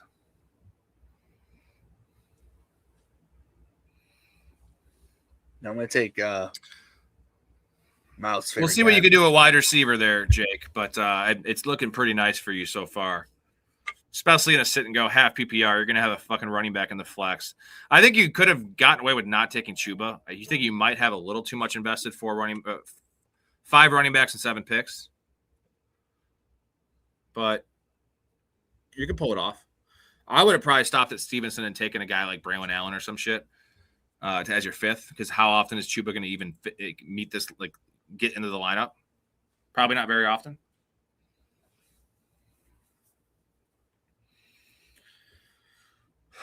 All right. While we have a little dead time here, I do want to shout out Dirty Ray to Downtown Sports, guys. Check it out. Downtown Link in the description. Where sports come home. That is Mouth Show. It is on 23 platforms, including shout out Mouth. YouTube. Give them a listen. Give them a like. Give them a sub. Check them out. It's only 1 or 2 shows a week, so I would appreciate that. Also, I want to say thank you and a shout out to all of the Patreon members here. You guys are awesome. I appreciate you supporting me, even in the off season. That's the biggest part for me. I need all of you guys, and I appreciate all of you guys. If you want to get in the community, we offer a lot of awesome stuff for everybody. We like to give back. Go to the link in the description. Go to the Patreon, Professional Fanatics, or the website, professionalfanatics.com. Hop in there. You get access to the Discord community, which is the place to be, Ray. You get access to our community leagues. We have a lot of community leagues available. We have a best ball league. We're going to have a couple best ball leagues on Sleeper, as well as a bunch of redraft leagues, some super flex leagues. Whatever you guys want, I will make, and I will play every league with you guys, as well as some of the other co-hosts, Big Ray included. Guest appearances on the show. We love having fans on the show. I think Keith is coming on next week. I think Dakota's still going to come on here in a week or so. We'll see Mouth again soon. We love to have fans on the show. Also, free merchandise giveaways, the hats, the shirts. I'm shipping them to you, no cost to you, out of my pocket, to thank you for your support. And you get access to the betting plays. You know the betting plays, Ray. You love the betting plays. Yeah, we're going to get a nice quarterback 2 value. We're going to take Kyler Murray pretty fucking late. 96 and 58 last year. We've been making that cheddar, man, every single year, 4-year sample size. We don't lose money ever. So go to the website. Go to the link in the description. Hop on over there. Get in the Patreon, and I will get you in the Discord tonight. You can join this community and start shooting the shit with us. If you have questions, I will help you guys draft. I will help your dynasty, trade questions, all that kind of stuff. I am available for you literally 24/7, Ray. I am always on there. First thing I do when I wake up, I check it. Last thing I do before I go to bed, I check it. And I just love, talking ball with my homies. That's what I like to do. And talking life, too. Where's the homie?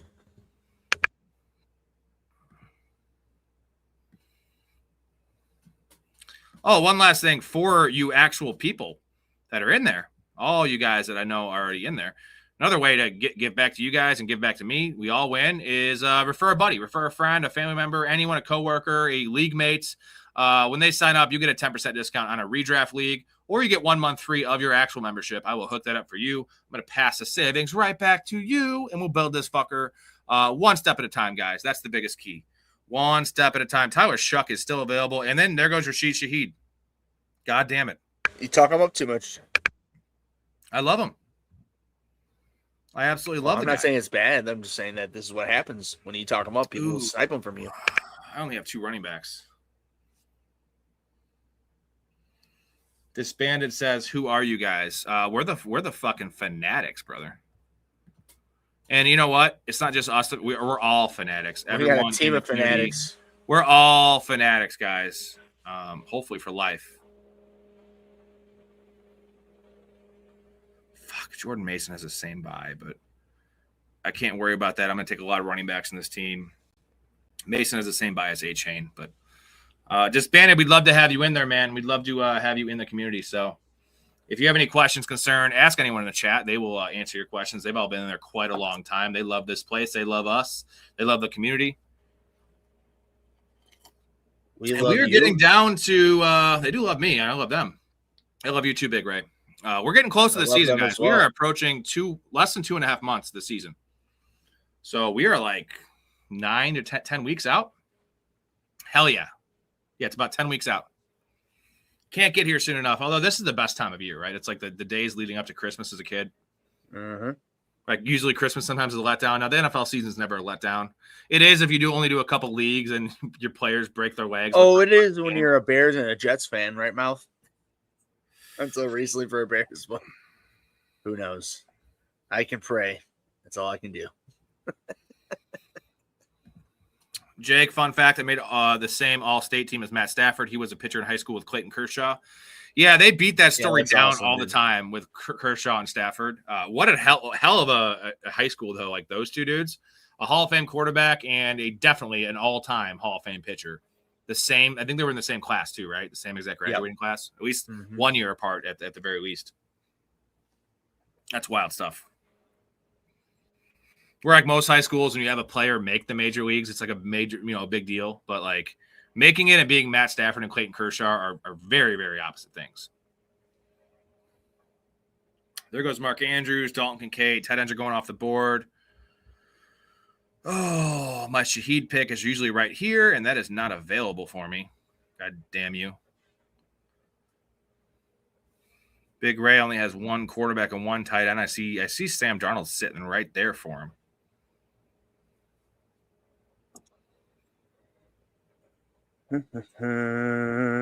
Travis Hunter, 73 days till NFL kickoff. Mouth with Travis Hunter. Mouth is really warming to Travis Hunter. I've been noticing him taking him a lot recently. And we're going to end up getting Tracy, which is pretty big. Yeah, I should have taken him, but that's fine. I needed a quarterback, so. A-Chain, Henderson, Mason, and Tracy. Yeah, I think it's Niners. Is it? The Seahawks play opening night, so is it Seahawks Niners? I think it is Seahawks Niners. Yeah, that's the opening game. Should be a hell of a game. I wish it was Seahawks Rams just because those were the best games last year, and I think this year they're gonna be the best games as well because I think the Seahawks took a little step back, but they're the defending champions. The Rams took a step forward. So Dakota Hunter is a smart play over 60% snap share. Oh God, Dakota, we love you, dude. We don't ever change, Dakota. I know you won't. Never. We appreciate you. Never. Never change. You're the man. You're the man. He tells us everything. Good. Tell me everything. Okay. They were both here. They were both inside me. Eduardo was in my mouth and Luther was in my butt. Oh my God, no, don't tell me everything. What? No, what? Damn it, Bonnie. Eduardo who? Sanchez. Holy shit, tell us more. Then Luther went in Eduardo's butt for a while. Tell us less. Tell us less. Then they both completed on each other. I was left out of the finale. Sorry, Rob. Your TJ's gone. Sanchez. Dude, you know what? I should have been really... I'm saying, dude, you tell everyone your players, they will snipe you every time. It's going to happen. Yeah, but these guys are also really smart. They shouldn't be listening to my every word. Like, I could be wrong on TJ Hawkinson, guys. Like, I could be wrong. I think I am wrong. Actually, we should all stop drafting TJ Hawkinson, okay? He's going to fucking flop. He's terrible. He's awful. He's terrible. Guy sucks. Damn it, Bonnie. Yeah. Dude, Eduardo Sanchez. By the way, I was watching whatever season that was with the bowling one. When they're driving, it's Mac and Charlie with their moms. Charlie's mom's driving and Mac's mom's in the in the passenger seat, and she has her finger up, and Mac just he's just super quiet, and Charlie's like, "What?" He's like, "My mom has her finger up. That means that she's very upset and she needs us to be quiet. Otherwise, she will burn us with a cigarette lighter or her cigarette." Pats versus Seahawks opening day. That's right. That's a Wednesday game. And then the normal starting game is Thursday night, which is the normal night it kicks off. We're getting Wednesday, Thursday, and Friday, guys. The opening week. Like NFL is just, it's eventually it's gonna be like the MLB where it's like, yeah, games 6 nights a week. Oh no, the NFL literally the best part when the NFL told the NBA, you're done. Christmas is ours now. Mm-hmm. Yep. You have they didn't scheduling games, and then people are always just going to watch football over NBA, and it makes sense because football games are so much more important. Just based on the season being 17 games. I just always laugh about NBA that. being 82 games. But I'm saying Christmas was always like the NBA's day. Yep. And they just came in and were like, "Hey, this is our day now." They also took Christmas from Santa Claus too. I mean, well, They also took Sunday from the church. I mean, they're taking everything from everyone, man. And I'm here for it personally. I don't love the London games. I like a couple of them because it's a fun little thing. well, Rob, like you better having be ready. 7 international games at fucking 8 in the morning. The Australian game is going to be this year. You know how bad that game's going to be? The It is time going change, to be so bad. And then whatever game that is following, unless their bye week is the following week, which I'm sure it is, those teams. Oh, by the way, isn't that the Rams and 49ers? Yeah. Yep. Dude, why? Why have such an important fucking game in like literally halfway across the world? That just pisses me off. Like, that just is stupid, ignorant, and fucking dumb. Like the London games or any of the international games, though. But Australia more than anything, dude. Right. That's double, like 2.5. No, I'm just talking about for us as Americans, having to wake up at 8 to watch football, which I love, but like football Sunday is such a grind already. 12 it's 12 to 10:30, so it's 10 and a half hours. With that nice little 40-minute break after the red zone shuts off and the primetime game starts at night. But I'm starting at 7:30. I'm up, like looking at all 40 of my lineups. And then the Sunday night game gets done at 10:30. I'm live at 11 until like 2. So essentially that day is 18 hours straight of football, which I love.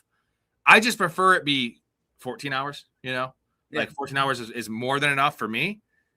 And all the running backs are gone, you sons of bitches. So I don't know what to do here. Sons of bitches. Let's take Debo here. I feel like he's a dude that's going to sign somewhere. What's up, Shamrock? He's going to sign somewhere. What is this? This 14th round? Well, I had a question for you guys. If Debo signs with, I'm trying to think of a team. Let's call it the Colts, who need another receiver. Alec Pierce is a question mark. Like I like Deion. I like Burks, and they have Ashton Doolin, for instance. It's not a great receiver room. A set of Downs and Pierce. Where do you guys think Debo Samuel would be drafted? Does his ADP climb to the 12th round? You think that's fair, Ray? 12th round? Yeah. Sounds about right. Shamrock says Miami needs receivers. Yeah, but they also don't want to win any games, and Debo would make their team better. So they're not in the market of signing anyone because they wrote it on the wall when they drafted Chris Bell, who's probably not going to play till week 10 this year, as their first offensive weapon they drafted. Like Raiders makes sense. I think Stephon Diggs more so wants to play on a contender, but the Raiders make a lot of sense. Hell yeah, Mouth. That makes sense. So let's just say this. Let's say that Debo goes to the Raiders. Is he an 11th round pick now? He's going to be drafted ahead of Trey Tucker and ahead of Jalen Naylor, right? Yeah, definitely.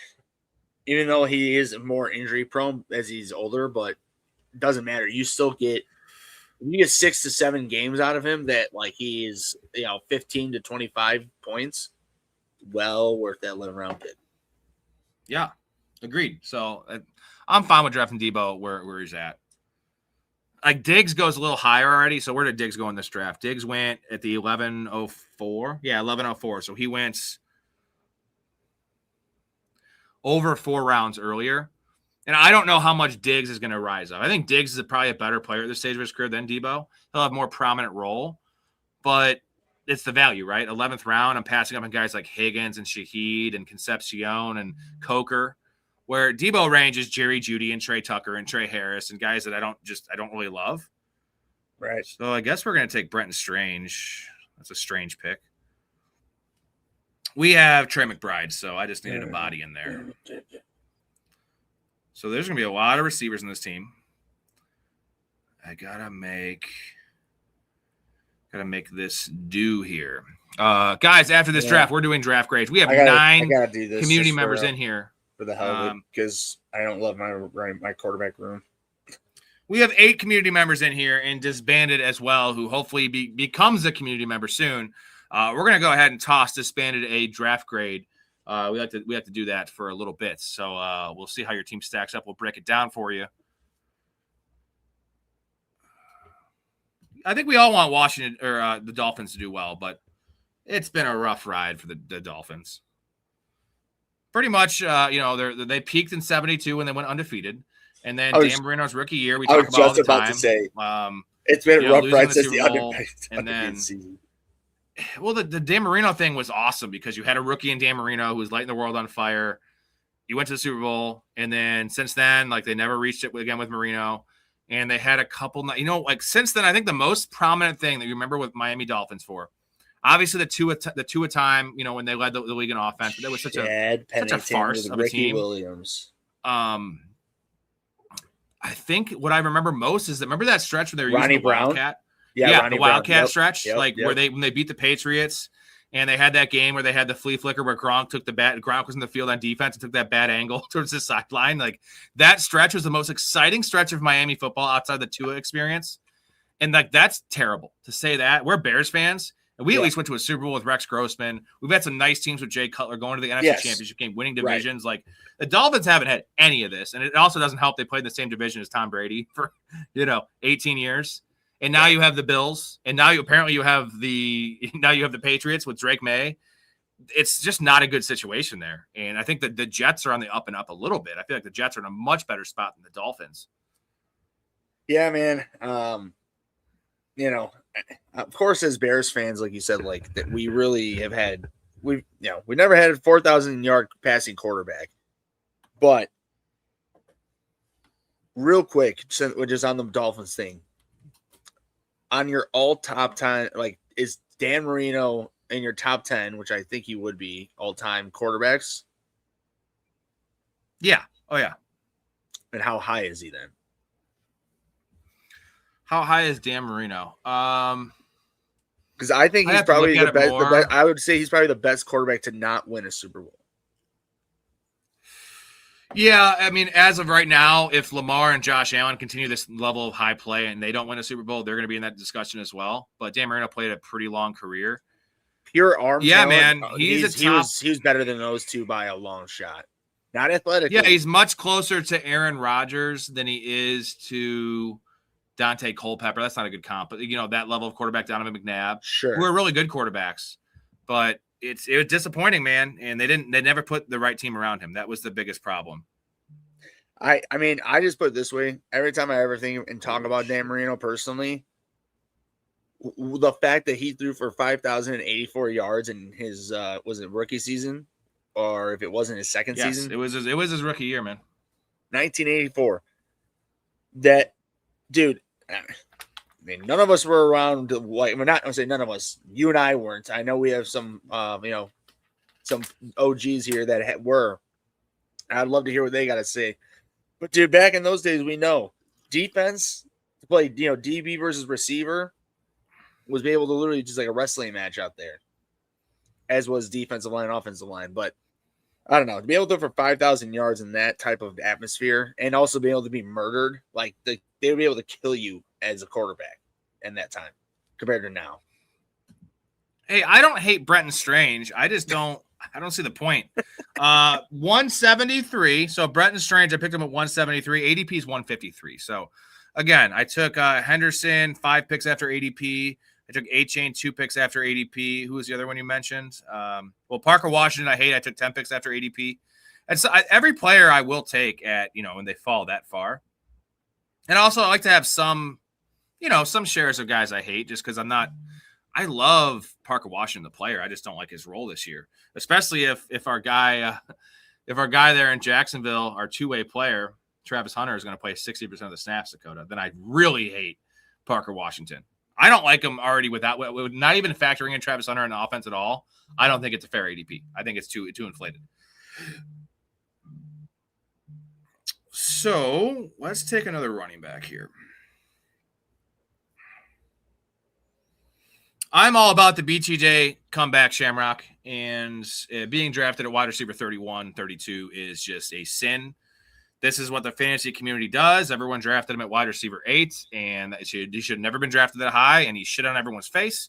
He was playing hurt. Everything about it was stinky, and everyone's just writing the guy off. He is a third-year player with elite talent, and it's going to be a bumpy ride. The nice thing is with Brian Thomas this year, let's just talk redraft purposes because in best ball bumpy ride doesn't really matter. Redraft purposes, he's your wide receiver 3. He might be your wide receiver 4 if it falls a little bit in the draft in the 7th round, 6th round. Yeah, dude. I'm fine with my wide receiver 3. Like, it's the whole Jamison Williams thing. Like, Jamison Williams has become more consistent now. But, yeah, we hate it when he goes 2 for 25. But when your wide receiver 3 goes 6 for 130 and a touchdown, which is very possible for a guy like Brian Thomas, yeah, we like that for our wide receiver 3. And let's not forget, even last year, before he got hurt, the first game of the season, he had an end-around touchdown. His rookie year, he had a rushing touchdown. Like, they give him design stuff around the goal line. That's free money that you're not getting from a lot of other receivers. They still like Brian Thomas, guys. I think that the coach speak is just too – I don't know. I'm a fan of Brian Thomas. I hated him last year at ADP. I didn't like him coming out of the draft. I thought he was raw. He proved me wrong. But just look at Quentin Johnson now, dude. Quentin Johnson was awful as a rookie and pretty bad as a second-year player. He is now a professional receiver, and I think Brian Thomas is a much better player than Quentin Johnson. So Also, that's the parallel there. I don't know. And plus, again, when I say this, I'm sure you and many people, could say that it's bullshit. But everything I've been hearing out of what he his offseason, like, he's changed his attitude, and then he's looking really good with that. And I think that goes a long way, to be honest, because when you're a diva, that just fucked things up in general. So his phone was bad last year too. He was alligator harming everything. He was playing hurt, dropping passes. Dakota says Bears had a great run in the 30s and 40s. Damn right. Dude, we went to a Super Bowl. NFL We went to a Super Bowl ever. in 2005, dude. 2006. We went to a Super Bowl. We had that awesome NFC Championship game where we lost, but that run that year with Cutler. We had the run with Jim Miller. We had some really good teams. He's a Niners fan. Okay, dude. Fuck you, Dakota. What the fuck have they done since the 90s, asshole? Fuck you. They've had many fucking Super Bowls. Oh, I'm sorry. Super Bowls and lost. One Super Bowl. Oh, wait, no. Have they won since then? No, not no, even, right? No, they have not won. Nope. Okay, you've gone to them. Lick my balls. And you have the fucking biggest douchebag fucking hater of America as your fucking quarterback, you fucking chooch. But I love Dakota. Brock Purdy? No, fucking Colin Kaepernick. Oh, well, yeah. I actually liked Colin Kaepernick's game, but that's neither here nor there. Back then. We'll just take this. I think you got a raw deal. Who you got? Jaden Blue. Okay, we're going to get Torrey Horton. Love how this played out here. I love you, Dakota. You have every right to say as much shit as you want about the Bears because we have been the dirt. Yeah. We're literally not the same. Browns. We're not the Dolphins. We're not the Raiders. We were just until this current regimen. Dude, we're still better than the Vikings. The Vikings have never won. No, this current regimen. I get that. But, dude, up until now, the word you're thinking of is regime. We were just as bad as the Browns, as the Jets, as all these horrible teams. Like, yeah, you're right, Dakota. That 2016 was pretty fraudulent. They were top. I wouldn't say top 3 worst. I'd give you top 5 to maybe top 10 worst of all time. But there was the team that we faced, the Patriots team we faced in '85 was up there as one of the worst teams. Yeah, that team. There's been some bad teams. I think the Patriots last year have to be up there. Honestly, if you think about it, the fact they got blown out by the Seahawks. For sure. Why is Burden's ADP higher than Adunze's? Well, shiny new toy for one. Well, also because Luther Burden is Antonio Brown. That's a conversation for another day, Ray. It's because of Dunze's foot injury and the report that came out when he said it just doesn't feel right. That alone is worth the gap, right? I feel like even before that report came out, Luther was going about 6 picks ahead of him. Now it's gone to about 10 or 12. So that is why, Shamrock. We weren't gifted a kick return. Devin Hester made that shit happen, but good call. We lose by 2 touchdowns when we have an opening kickoff touchdown. That's to your point. It's gifted. You want to know what, Dakota? They shouldn't have kicked him, I guess. They literally said the entire time, we're not going to kick to him the whole week. And you know what? They had clearly was a shamrock up their ass because they beat the shit out of us in the long run. Well, not beat the shit out of us, but was not a great game overall, especially in the second half. But nonetheless, they got cocky. Literally, look it up. Like interviews on documentaries on the shit. No. They got cocky, and Devin Hester told them to shove it where the sun don't shine. And he did. And he got out, and he did. And he said, "You'll never get this. You'll never get this." And one day, he got this. I'm trying to find this. Hold on a second. Well, Rob, I can already tell you this is my worst team because the projected points is the second highest out of the whole league, and this is my best projected points that I've done for this style of draft. So just automatically means I'm gonna have a Jake, eat it, Jake. You ain't getting no Torrey Horton. He's mine. Thank you, Dakota. All right, draft grade, guys. Love you, Dakota. Let's get to it. I'm going to play my favorite clip for draft grades. We'll get into it, guys. Letter grades A through F. We have 9 teams to grade here. Looks good to me. Excuse me. I'm sorry. Hey, I got an Sorry. A. Pardon me. Can I just check this out? D plus. Oh my God. I passed. I passed. Oh man. I got a D plus. I'm gonna graduate. I wish we'd known each other. This is a little awkward. D plus. By the way, dude, I don't think I've ever talked to you about this, but I always just thought to myself of how great of a rugby player he was. Could have been awesome. I guarantee he was. He's super absolute unit, dude. Absolute unit. I mean, people think I'm a unit. When I played rugby, I was, but like I was a unit.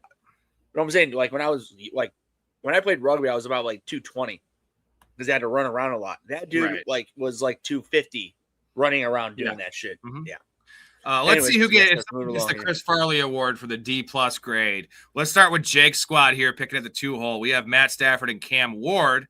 Pretty nice quarterback room, little light, but acceptable. Jahmyr Gibbs, Quinshon Judkins, David Montgomery, Ramondre Stevenson, and Chuba Hubbard. That is a crew at running back. It might be too heavy at running back. I think Stevenson was too much or Chuba was too much. I think I would have liked it if it was no Stevenson and you just had Hubbard as your 4. But we'll see if you've made the wide receiver room work. We have Rashee Rice, A.J. Brown, Alec Pierce, Khalil Shakir, Rashid Shaheed, Isaac Tesla, Dattavian Wicks, Rashad Bateman, and Tank Dell with Hawkinson and Hunter Henry. You made it work. And I like how you kind of neglected tight end. As much as I love Hawkinson, I don't think you neglected it, but still like light tight end room, light quarterback room a little bit. But you have the running back room that's going to carry you, and your flex is pretty much stacked with running backs. And the wide receiver room is well constructed. You have 9 of them. I don't love Pierce is my 3, but I think Pierce and Shakir are a nice mix. I think Shaheed is going to have big plays. You know I love Shaheed. Tesla, Wicks, Bateman, Tank Dell. Tank Dell is your 9. If he can just get back to 40% snap share with that connection he has with CJ Stroud, this is a really good team. I'm going to go with B to B plus in the squad just because it's a little wonky with the onesies. But I like the receiver room. I love the running back room. I think you're still a little too heavy at running back. That's my biggest issue. I feel like you should have just not taken Stevenson or Hubbard. If you just did 4 of these guys, this is an A. And you would have had a better wide receiver room or a Kyle Pitts or something at tight end, something like that. But solid B. What do you got, Ray? Yeah, I mean, just to piggyback on what you're saying about his running back room, I mean, he's got 5. Dude, he picked, 5 is 2, 47, 50, 71, 74. So, like, to your point, his 71, 74, if he didn't pick those guys, and they would have had his second and third receivers possibly, his third and fourth receivers being somewhere in the 70s instead of Pierce. Just one. I just want him to take one, not have one of them. Right, yeah, I'm not saying both, just one of those picks, exactly. Like, to your point, it just seems like running back room with Montgomery and Stevenson. Oh, yeah, no. Like, your 5. Where's your 4? Yeah.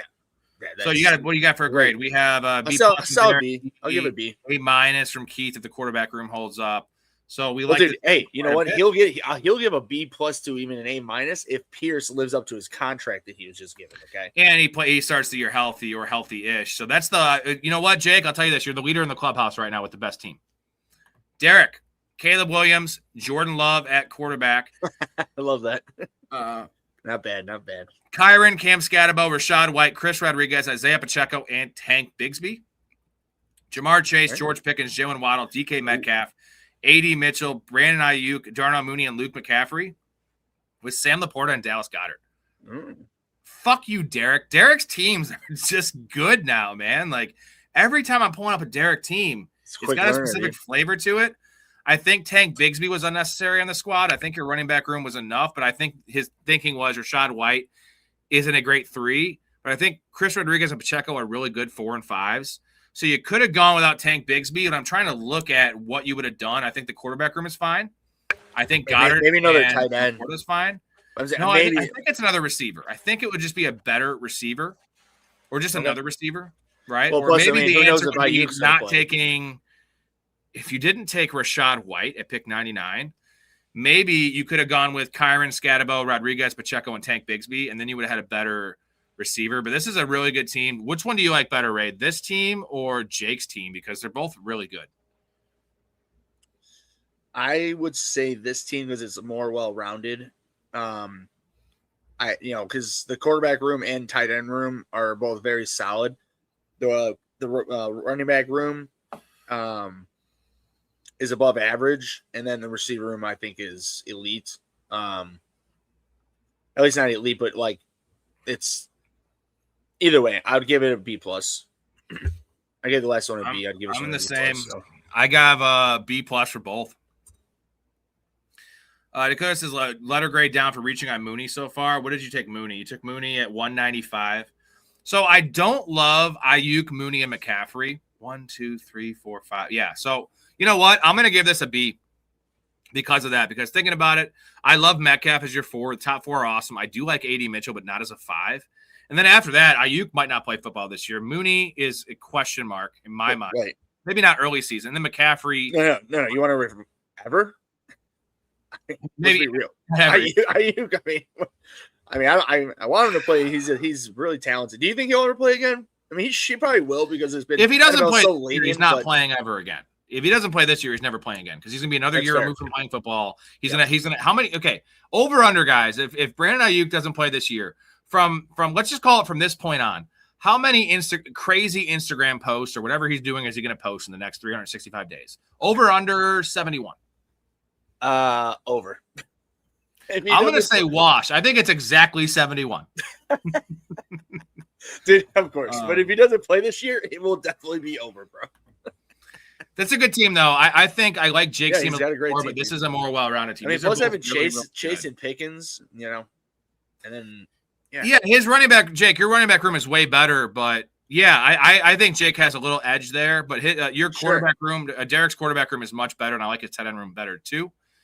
So it's close. Let's go to my squad here. We have Jalen Hurts and Kyler Murray at quarterback. Devon Achane, Travion Henderson, Jordan Mason, Tyrone Tracy, Ray Davis, and Alvin Kamara at running back. With Puka, Terry McLaurin, Parker Washington, Chris Godwin, Cortland Sutton is the 5.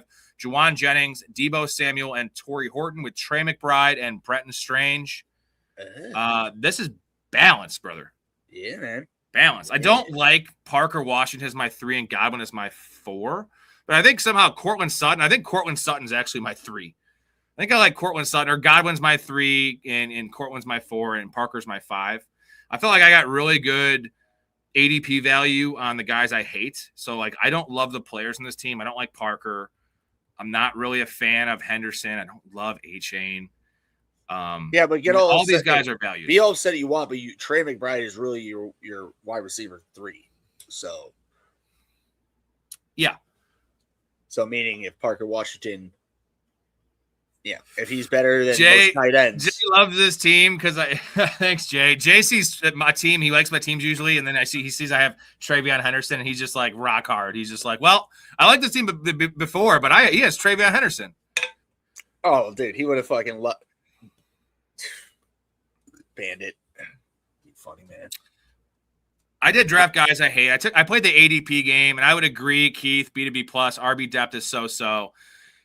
This team does hinge on Travion Henderson a little bit. I think I like Henderson more in tournaments, not so much in this format. That's why I took Alvin Kamara as just a guy that could give me some 7-point weeks, because Mason, Tracy are the only 2 guys. Like Ray Davis is kind of a shot in the dark. So decent team, decent squad. Let's move on to. I'll give you a B to B plus. I'll take that. Big Ray. Is this the first D plus we have here? Let's check it out. Let's figure it out. Sorry. We have Trevor Lawrence, Sam Darnold, and Fernando Mendoza at quarterback. We have JT, Jeremiah Love, Bucky Irving, Keaton Mitchell, and Jaden Blue at running back. I like the big 3 there. Devonta Smith, Luther Bird, Mekhi Lemon, Ricky Pearsall, Matthew Golden. Like that pick a lot. Jaden Higgins and Jeremy Bernard with Tyler Warren, Kenyon Sadiq, and Pat Freiermuth. So first thing, I don't think the problem with Sadiq is You almost want to take a third one. That's why that's why his ADP falls so much, because he's such an unknown. With Tyler Warren, I usually just want 2 tight ends, but I see why with taking Sadiq, he probably I want another body there. First thing I noticed, I'm going to kind of critique it a little bit. I hate Mekhi Lemon as a 3, but I do like Ricky Pearsall, Matthew Golden, and Jaden Higgins backing him up with some stability. It's a decent team, man. The back end running back is depth is an issue. Keaton Mitchell should be okay. Jaden Blue is a giant X factor that could be a 0. We'll see. And then Jeremy Bernard. So I'm going to give this team a C+ to a B-. I like it's pretty well rounded. I just don't think you could afford to have 3 quarterbacks and 3 tight ends in this roster. When you take Tyler Warren, you should lock yourself into 2 tight ends is my thing. And I think Trevor Lawrence and Sam Darnold's enough at quarterback. You should have bought into those guys and reinforced the running back room and 1 more wide receiver. That's how this team could have been a B+. Do you guys agree in the chat? And Ray, what do you think about the squad? I mean, I think my team's a solid B- or B to B, somewhere right in the probably let me know B-. I just more or less, to be honest. I mean, my quarterback room, I basically took an A, B, C, and we'll just figure out who the hell works out. The tight end room, yeah, you're not wrong. I guess maybe I just shouldn't have taken Sadiq and to take someone else, but I really like Sadiq, so that's why I took him. But I mean, you're not wrong as to why I took Freiermuth, just in case he shits the bed, gets hurt, doesn't work out. Like right if you had Kyle Pitts or even Sam Laporta, who I love, like Tyler Warren's just a step above those guys in consistency and just roll in the offense. That's why if you had like Pitts or something, or even like Harold Fannin, then I see Harold Fannin, Sadiq, and I would want to take a third. But Tyler Warren is closer to, the Loveland, Trey McBride tier than he is the other tier of tight ends, I guess, is my thing. And I don't like taking 3 of onesies when you have some issues at wide receiver. So that would be why it's not like a B+ team. But it's close. We have Jake saying Ray with a solid B. This is the best draft ever so far for him that he's seen. You've had a couple better ones for sure, but this is one of your more solid drafts for sure. I did like this in a sit and go especially. Let's move on to – let's see. We are on to Mouth Squad. Mouth. We have Bo Nix, Tyler Shuck, and Geno Smith. Christian McCaffrey, Derrick Henry, Travis Etienne, Kyle Monangai, and Braylon Allen. Hell of a running back room, brother. Garrett Wilson, Devontae Adams, Marvin Harrison, Quentin Johnston, Romeo Doubs, Travis Hunter, Troy Franklin, and Juwan Johnson, Mason Taylor, and Evan Ingram. So, first impressions, Mouth is a stacker. He loves to stack. I think that's the only reason you would ever take Troy Franklin, because he's terrible. And Evan Ingram. You don't need to stack in a sit and go, because it doesn't matter. It's total points. We're not looking for 1 week upside, during the playoffs. So that is going to ding you for me. I love this team, but like this takes it away from A grade for me, because I hate Troy Franklin. I don't know. What is Troy Franklin? The 6th option of that offense in reality. And Evan Ingram, I do like Evan Ingram in a vacuum. Nice. But Mason Taylor, the tight end room is really, really gross. A vacuum, you say? It's pretty gross. It's very stacked up. You stacked all 3 of your quarterbacks. And again, like, we're not trying to stack if we can help it. It doesn't really matter for me. But I like the quarterback room. I really do. Bo Nix, Tyler Shuck, and Geno Smith. With where you got these guys, I like them. Love the running back room. Wide receiver room, I'm cool with, man. Quentin Johnston is a 4. Romeo Doubs is a 5. Travis Hunter is a nice X factor. So this is a solid B. I'll go B to B-, just because of the tight end room issues and the unnecessary stacking in a sit and go. Like, this is a solid team. Dakota says B, so that's an A essentially. And yeah, it's a lot on the Jets, but you know what? I don't hate that because how undervalued they are. We have B-, B-, B. Ray, what did you have? Did you have a B? Yeah, I give it a B. The running back room is awesome. This is like the perfectly constructed running back room. And I think you made it work at quarterback pretty nicely with Nick, Shuck, and Geno Smith. So Dakota likes his team because it has Tyler Shuck. Just like Jay loved my team because I had Travion Henderson. We're drafting to get good grades from the people we love. Jay says B+, B-, C+ from Derek. So I think it's fair in the B-ish range. I just don't like I think that Troy Franklin and Evan Ingram were just stack picks. So now certain guys, Mouth, I will say, yes, it is at value. I don't know why Troy Franklin's getting drafted. Like, why is Troy Franklin getting drafted ahead of Torrey Horton? Can anyone answer that for me? Because Torrey Horton's going to be the number 3 receiver at worst. I can answer that for you. Yeah. What are you going to answer? It doesn't matter. I mean, so when I say this, it's not a great answer. Troy Franklin has, you know how Josh Groban likes his girls to pop. Troy Franklin has popped. Now Torrey Horton is also popped, Thornton. Yeah. No, but here's the thing. Troy Franklin number popped 3. last year because of necessity. Everyone was hurt. Like Marvin Mims got dinged up. Pat Bryant was a rookie. Now you literally have Waddle slotting in as a 1. You have Cortland Sutton as a 2. Right, correct. You have Marvin Mims still going to play 30-something% of the snaps in a gadget type role. Pat Bryant, who they love in the slot. Like the running backs, there's just a lot of mouths there. No pun intended, mouth. That I think Troy Franklin's also bad at football. And he was losing snaps to little Jordan Humphrey. You remember that? Little Jordan Humphrey was taking snaps away from him. Jordy Humphrey. And that, I just hate Troy. Like, let me ask you guys in the chat, Torrey Horton or Troy Franklin? I just want to hear the pulse there because I'm pretty confident Torrey Horton is going to be the 3 in Seattle, which is a similar, offensively wise, like Sam Darnold, Bo Nix. Both have good defenses. It's a really nice parallel. More questions on Torrey Horton, I suppose, but I feel like the depth chart there in Seattle is barren. I mean, Cooper Kupp is fucking dust. And I can't say the same about Cortland Sutton. I think that Pat Bryant's pretty good. I guess the upside is there's no tight end there in Denver. Pat Bryant also can't stay on the field either. There's so many injury. Maybe that's the upside, right? Is that Pat Bryant gets hurt all the time. Marvin Mims will never be a full-time player. And maybe, just maybe, Troy Franklin's a 50% snap share player on the year. In that case, he will meet ADP because he's tied to Bo Nix, who has a big arm. And Bo Nix does like Troy Franklin. That's a lot of Troy Franklin talk. Let's move on. You know what I like to do in this show, though? To have deep conversations about every single player that may be relevant in this upcoming year. And I think we've had multiple conversations at this point, Ray, about every single player. And it's also a good exercise for me, for the co-host, for the chat, for everybody. Horton's behind JSN. So JSN's the 1, and then I think Shaheed's the 2. But who's the 3? Cooper Kupp. Maybe it's Cooper Kupp. I don't know, man. I watched Cooper Kupp play the last couple of years. He's gotten worse every year. I have no faith. Cooper Kupp had 2 touchdowns last year. Cooper Kupp is the dustiest of crusty. He's a tight end at this point. Hey.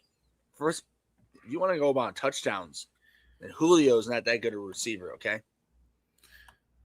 Yeah, but Julio will still have 6 in a year. At this stage, though, Cooper Kupp's value is on third down and touchdowns, and he didn't have them last year, and Sam Darnold had a good year. Montana here, Dak Prescott, Jackson Dart, and Tua. Really good quarterback room. We'll see if the Tua pick was a luxury pick. Let's look at his roster. Kenneth Walker, Javonte Williams, Bashal Tutin, Jonah Coleman, and Marshawn Lloyd. With CeeDee Lamb, Emeka Ibuka, Jordan Tyson, Josh Downs as a 4, Jalen Coker as a 5, Trey Tucker as a 6, Zach Branch and Calvin Ridley with Kyle Pitts and Isaiah Likely. Montana, it's a good team, man. I don't like Jordan Tyson as a 3, but Downs as a 4, Coker as a 5, Trey Tucker as a 6 really softens that blow for you. And I think the running back room is good. I mean, Bashal Tutin's a perfect 3. Don't love Coleman and Marshawn Lloyd, who's probably going to give you nothing because he just never plays. But Kenneth Walker, Javonte, and Bashal Tutin is a nice base for you. And like I said, I love Dak and Jackson Dart. So maybe I think Tua should have not been picked. I think that my opinion is Dak Prescott and Jackson Dart is more than enough. But I understand that Jackson Dart's health and the way he plays football is concerning to where you'd want a third quarterback. I'm going to give this it's in the B range for me. The tight end room is awesome. The wide receiver room's a little light, but he hit it with 8. So the build is really good. I just think it's a little light at back end or high end wide receiver, and it's a little light at back end running back. It's in the B-ish range. What do you guys have? Hold on, Keith. Don't call Torrey Horton last round fodder. Don't. Keith says this team's tied with the first team so far. A-. Keith really likes this team. Ray, do you like this team? Yeah, I mean, I like Jordan Tyson more than you. So, I automatically just like the team more than you, just based on that. I would say I'm with you. The Tua pick wasn't really necessary. He could have used either any of the other 3 positions. He could have used that pick with. I would give it a solid B to B+. We like this team. We like it. All right. Montana, 2 for 2 tonight with some good drafts. We have Dakota squad here. Joe Burrow and Bryce Young at quarterback. Really good. Bryce Young. Ashton Genty, Rico Dowdle, JCM, Dylan Sampson, and Justice Hill. This is a little bit of a thin room, but you do have Dylan Sampson. I want to talk to Sampson. Fly me to the moon like that bitch Alice Cram. Rico has a 2, but I like Sampson. Justice Hill will get you some PPR points. Drake London, Chris Olave, T. Higgins, Brian Thomas, Jordan Addison, Wan'Dale Robinson. So Wan'Dale Robinson's his 6, Jalen Naylor and Christian Kirk with Jake Ferguson, Mark Andrews, and Gunnar Helm. This is a stacked squad. Yeah. It's going to come back. It's going to come down to running back here. Does he have enough? This is an aggressive team. If the running back room pans out, this will win the league. This will be for sure in the money in this sit and go. But if it doesn't pan out, you're just not. You're going to be playing from way behind with just Rico and JCM and Dylan Sampson rotating as your RB2. That being said, this is similar to the last team. I think this is in the B range as well. These are some really well-constructed teams. And I love this wide receiver. I mean, Brian Thomas as your 4, Addison as your 5, and Wan'Dale. Like that stretch right there. You could have take away T. Higgins here and just have London, Olave, Brian Thomas, Addison, Wan'Dale. I would say I like this wide receiver room. So the fact that you have T. Higgins as your 3 when he's usually a 2, the wide receiver room should carry you. And this is why the running back room might work out because you're never going to be flexing a running back in this squad. It's always going to be a tight end or a wide receiver. This is as solid as a B gets in my mind. I concur. You can make it a B plus, honestly, too. I think because Joe Burrow, this quarterback room, Joe Burrow is going to have a hell of a year. He's got T. Higgins. I know the stacks don't matter as much, but still, when you got that's the stack I do like that's just certain stacks I am a little bit more, in love with. So I am in on this squad. We got 2 subs. Appreciate guys, 3 more subs, and we'll hop in another draft. 3 more subs or 9 more likes. We will hop in one more draft together. We got a couple more teams to grade, though, Big Ray, and I think we're going to have to crown a winner. It's going to be tough. We have like a 3-way tie right now. We have Disbanded's team. If you're still in here, Disbanded, here we go. We have Lamar Jackson and Brock Purdy. That's a sexy quarterback room. Marion Hampton, RJ Harvey, Woody Marks, Tyler Algier, Zach Charbonnet, and James Conner with Justin Jefferson, Tet McMillan, Carnell Tate, Michael Wilson's his 4, Ryan Flournoy, Deshaun Stribling, Elijah Surratt, and Ted Hurst with Colson Loveland and Harold Fannin. So tight ends are stacked. Quarterbacks are stacked with 2 apiece. I like this build. I don't like the running back room, but you made it work with 6. I think that Harvey is not a good 2, but Marks, Algier, and Charbonnet, that stretch right there is going to give you some pretty nice floor week to week. And the wide receiver room is average, but he pulled it off. So I think this is a pretty safe team. I like Flournoy a lot. You have some upside shots. The last 3 guys are upside shots, all rookies. Stribling, Surratt, and Ted Hurst. One of these guys has to pop off for you, and I think Flournoy is going to be more of a floor player than you guys think. He's going to be involved in this offense. So I fucking like this team too, man. The tight ends and quarterbacks do it for me. That's having 2 of each and a very elite at the position is super, super nice. Just not a big fan of the running back room. I don't like Hampton. I'm just not a Hampton guy. And the back end receivers are questionable. I'm going to go B- in this team just because of the uncertainty there at the back end. But you do have 3 of them that could pop. And then the RB2 battle you have in your team. Other than that, though, the quarterback position is awesome. If some of these guys get, consistent roles, right, and some injuries happen, this is a really good squad. Either way, it's a good team. B-. What do you got, Ray? I agree with you with the tight end and quarterback room. With just 2, but they're very elite on both ends of that.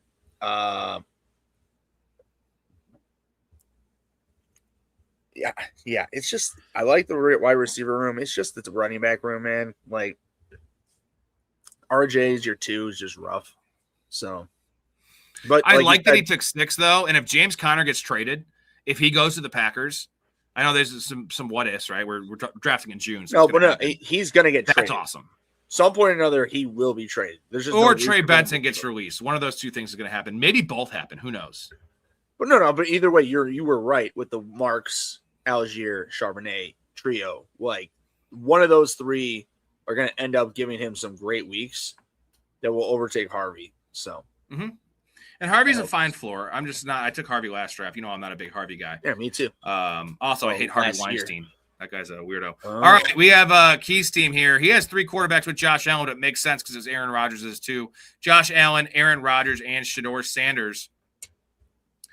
With Saquon Barkley, James Cook, Blake Corum, Kenny Gainwell, and Brian Robinson Jr. Really nice running back room there. I love the Corum Gainwell combo because you got the upside stuff with Blake Corum week to week and blowouts plus injury, if something happens to Kyron. And Kenny Gainwell is as safe as they come as a running back for. He'll be in your lineup quite a bit. Zay Flowers, Christian Watson, Roma Dunze, Jaden Reed, Michael Pittman, Casey Concepcion, and Denzel Boston with Kincaid, A.J. Barner, and Terrence Ferguson. I know that Ray is not going to like this team because he hates Christian Watson and he just never stays healthy, and that's the point he's going to bring up. Am I right? For the money he makes, yeah. Well, this isn't about contracts. This is not a. Oh, okay, yeah. Best availability is ability is ability is availability is ability. Best ability is ability. Best availability is availability. Oh, I know. Trust me. You made fun of me enough for it now. I know what it is. I just now will purposely fuck it up. I know all the time now. So the wide receiver room is a little light, Keith, but I think Rome, you got the floor with both Green Bay receivers, which I don't hate in a sit and go. Michael Pittman's a really nice 5, and then Concepcion and Boston. One of those 2 guys should pop. So this is kind of a hedge squad here with some of the guys you have. But again, in a sit and go, I don't hate it. I don't think this team has a chance to win. I think this is a team that could sit in the 3 through 5 range, which I don't hate. I think that's a sit and go. You could be in the money. And you do have Josh Allen. I like the running back room. You're going to get essentially every single Buffalo touchdown with both Josh Allen and James Cook. Obviously, my Saquon love. I love Blake Corum. I like a lot of the players here. This is kind of the same grade as the other ones, man. It's not in the C. It's not in the C range. Maybe C plus, but probably B minus. I think I'm going to go B minus, similar to the last team we just graded. The tight end room should shake out pretty well with Kincaid, Barner, and Terrence Ferguson. Yeah, I'd say B minus. What do you guys have in the chat? Dakota says, Ray, halfway to setting a record stream. No, halfway would be 3 hours. We're at 2 hours and 42 minutes. I don't think that's happening tonight, but one of these times, I know Ray wants to be the record holder, and you had that record for a long time. You want to have that fucking record, and I think you will at some point. We will definitely break it at some point down the road. Probably closer to the football season. Nah. You'll sabotage me. It'll come 10 minutes. Oh, Ray, my dogs are barking. My dogs are barking. I gotta go. It'll only just be the carrot, and I'll always be chasing. Right? I gotta keep it motivated, dude. Keep it coming back, Oh, yeah. Well, after you do it to me 4 fucking straight times of fucking 4 or 5 hours in a row, and I don't get that fucking carrot. Oh, Ray will get it. We got 3 subs in the stream. 2 more subs, and we'll do another draft. We got a couple minutes left here. If we get 2 more subs on this video, we will do another draft. If we get 6 more likes in this video, we will do another draft. If we get someone signing up for the Patreon live right now to get in the community, we will do another draft. That's the criteria. Other than that, though, we're going to sign off here in a couple minutes. Tomorrow night, guys, is the return of Mike Storey. We have not seen him in over 2 weeks. He was in Disney World. We're doing Mike Storey's ADP surprises. He has not looked at ADP very much outside of our conversations on the show. He hasn't drafted best ball. Obviously, no one should be drafting redraft right now. Outside of our Dynasty Startup League, he hasn't really looked at too much of this stuff. So it's his first glance at 10 players. He did the work. He gave me a list of 10 names that he was surprised, whether they're too high, too low, whatever. And we're going to discuss those players and get Mike Storey's take on it. And also just talk to Mike Storey, who is a great dude and a awesome addition to the show. We love him. Also, that saying that Ray, my dogs are barking, got to take up my shoes off. See ya. I don't like that term, that phrase. My dogs are barking. Do you ever like that phrase? Like that's, he uses that in planes, trains, and automobiles when he's on the plane and John Candy takes off his shoes. Yeah. Like, just not a fan of it. I don't know. What does that mean? The only time I liked it was in the office at Pam and Jim's wedding, and Kevin, who was wearing the tissue boxes for shoes. And at the end of the wedding, he drags in he's talking to the camera, and he's dragging a chair into like the vending machine area with the ice, and he just sticks he's like, hold on a second, I gotta sit down. My dogs are barking, and he just sits down and he throws his feet up into it's not just like an ice machine. Well, it is technically, but like it's an ice like chest. Like it's a communal ice chest. So he just throws his whole feet and he digs it in like right in the middle. Just sweaty grease feet. I got a lot of slow drafts going. Look at all these motherfuckers. Dakota, I got you, bro. You have a good night, brother. Ooh, there's a sleeper league set up that eliminates the lowest scoring team each week from that league. Yeah, that's essentially a guillotine league, right? That's what a guillotine is. A guillotine's tough, man. I played one last year. I joined it like week 3. I think we should do a community guillotine league. The nice thing about those is you can start them up like week 4. I think the deadline on Yahoo is like week 4. So like it's a nice way to draft once the season started already. And you get some values and some players that might be struggling, for instance. And then we can do like a $50 community league, a guillotine style league, which would be a lot of fun. I'd be interested because I'd assume, of course, there's always a chance because the best team can have just that bad week and they're gone. So you want to draft differently. You don't want to draft guys like Travion Henderson, guys that are more boom or bust, because you want to get that nice floor, right? You want to get guys that are consistent, which a lot of times in fantasy, we want those boom bust guys because that is how we ultimately win championships. But in this case, and what happens in a guillotine league is whoever loses, whatever team gets last, all their players go to the free agent pool and you have a fab budget and then you bid on those players. So, but it's weird. It's like, let's say it's like week 5, week 6, right? And Justin Jefferson hits the wire. Exactly. It's like you need a receiver, but how much do you want to put? Because you want to try to save your money because then if you have the most money and there's less teams and you can get like Bijan for like less. But if you don't spend your money and you get lowest points the next week, you're out. So it's really, really like risk reward. Yeah, it's literally a lot of strategy, man. It's playing cards. It's gambling. I like that. I mean, fantasy is always gambling. Take on fantasy. Technically, of course. We're paying money. We're putting our own, thoughts into it. It's gambling on players and all that. But that is legitimate, like playing cards. Like, okay, I'm going to do this, not do this, blah blah blah blah. Like, it's pretty. I like that. Yeah, it's a really, really, really, really fun, different take. I know Kappa told me about it, and he loves them. For me, it's just I'm more of a traditionalist. Like. I want my missionary position. I don't need to do doggy. I mean, in that regard, I like missionary. I like doggy. Whoa. Like I'm missionary. You are making me go into different positions, okay?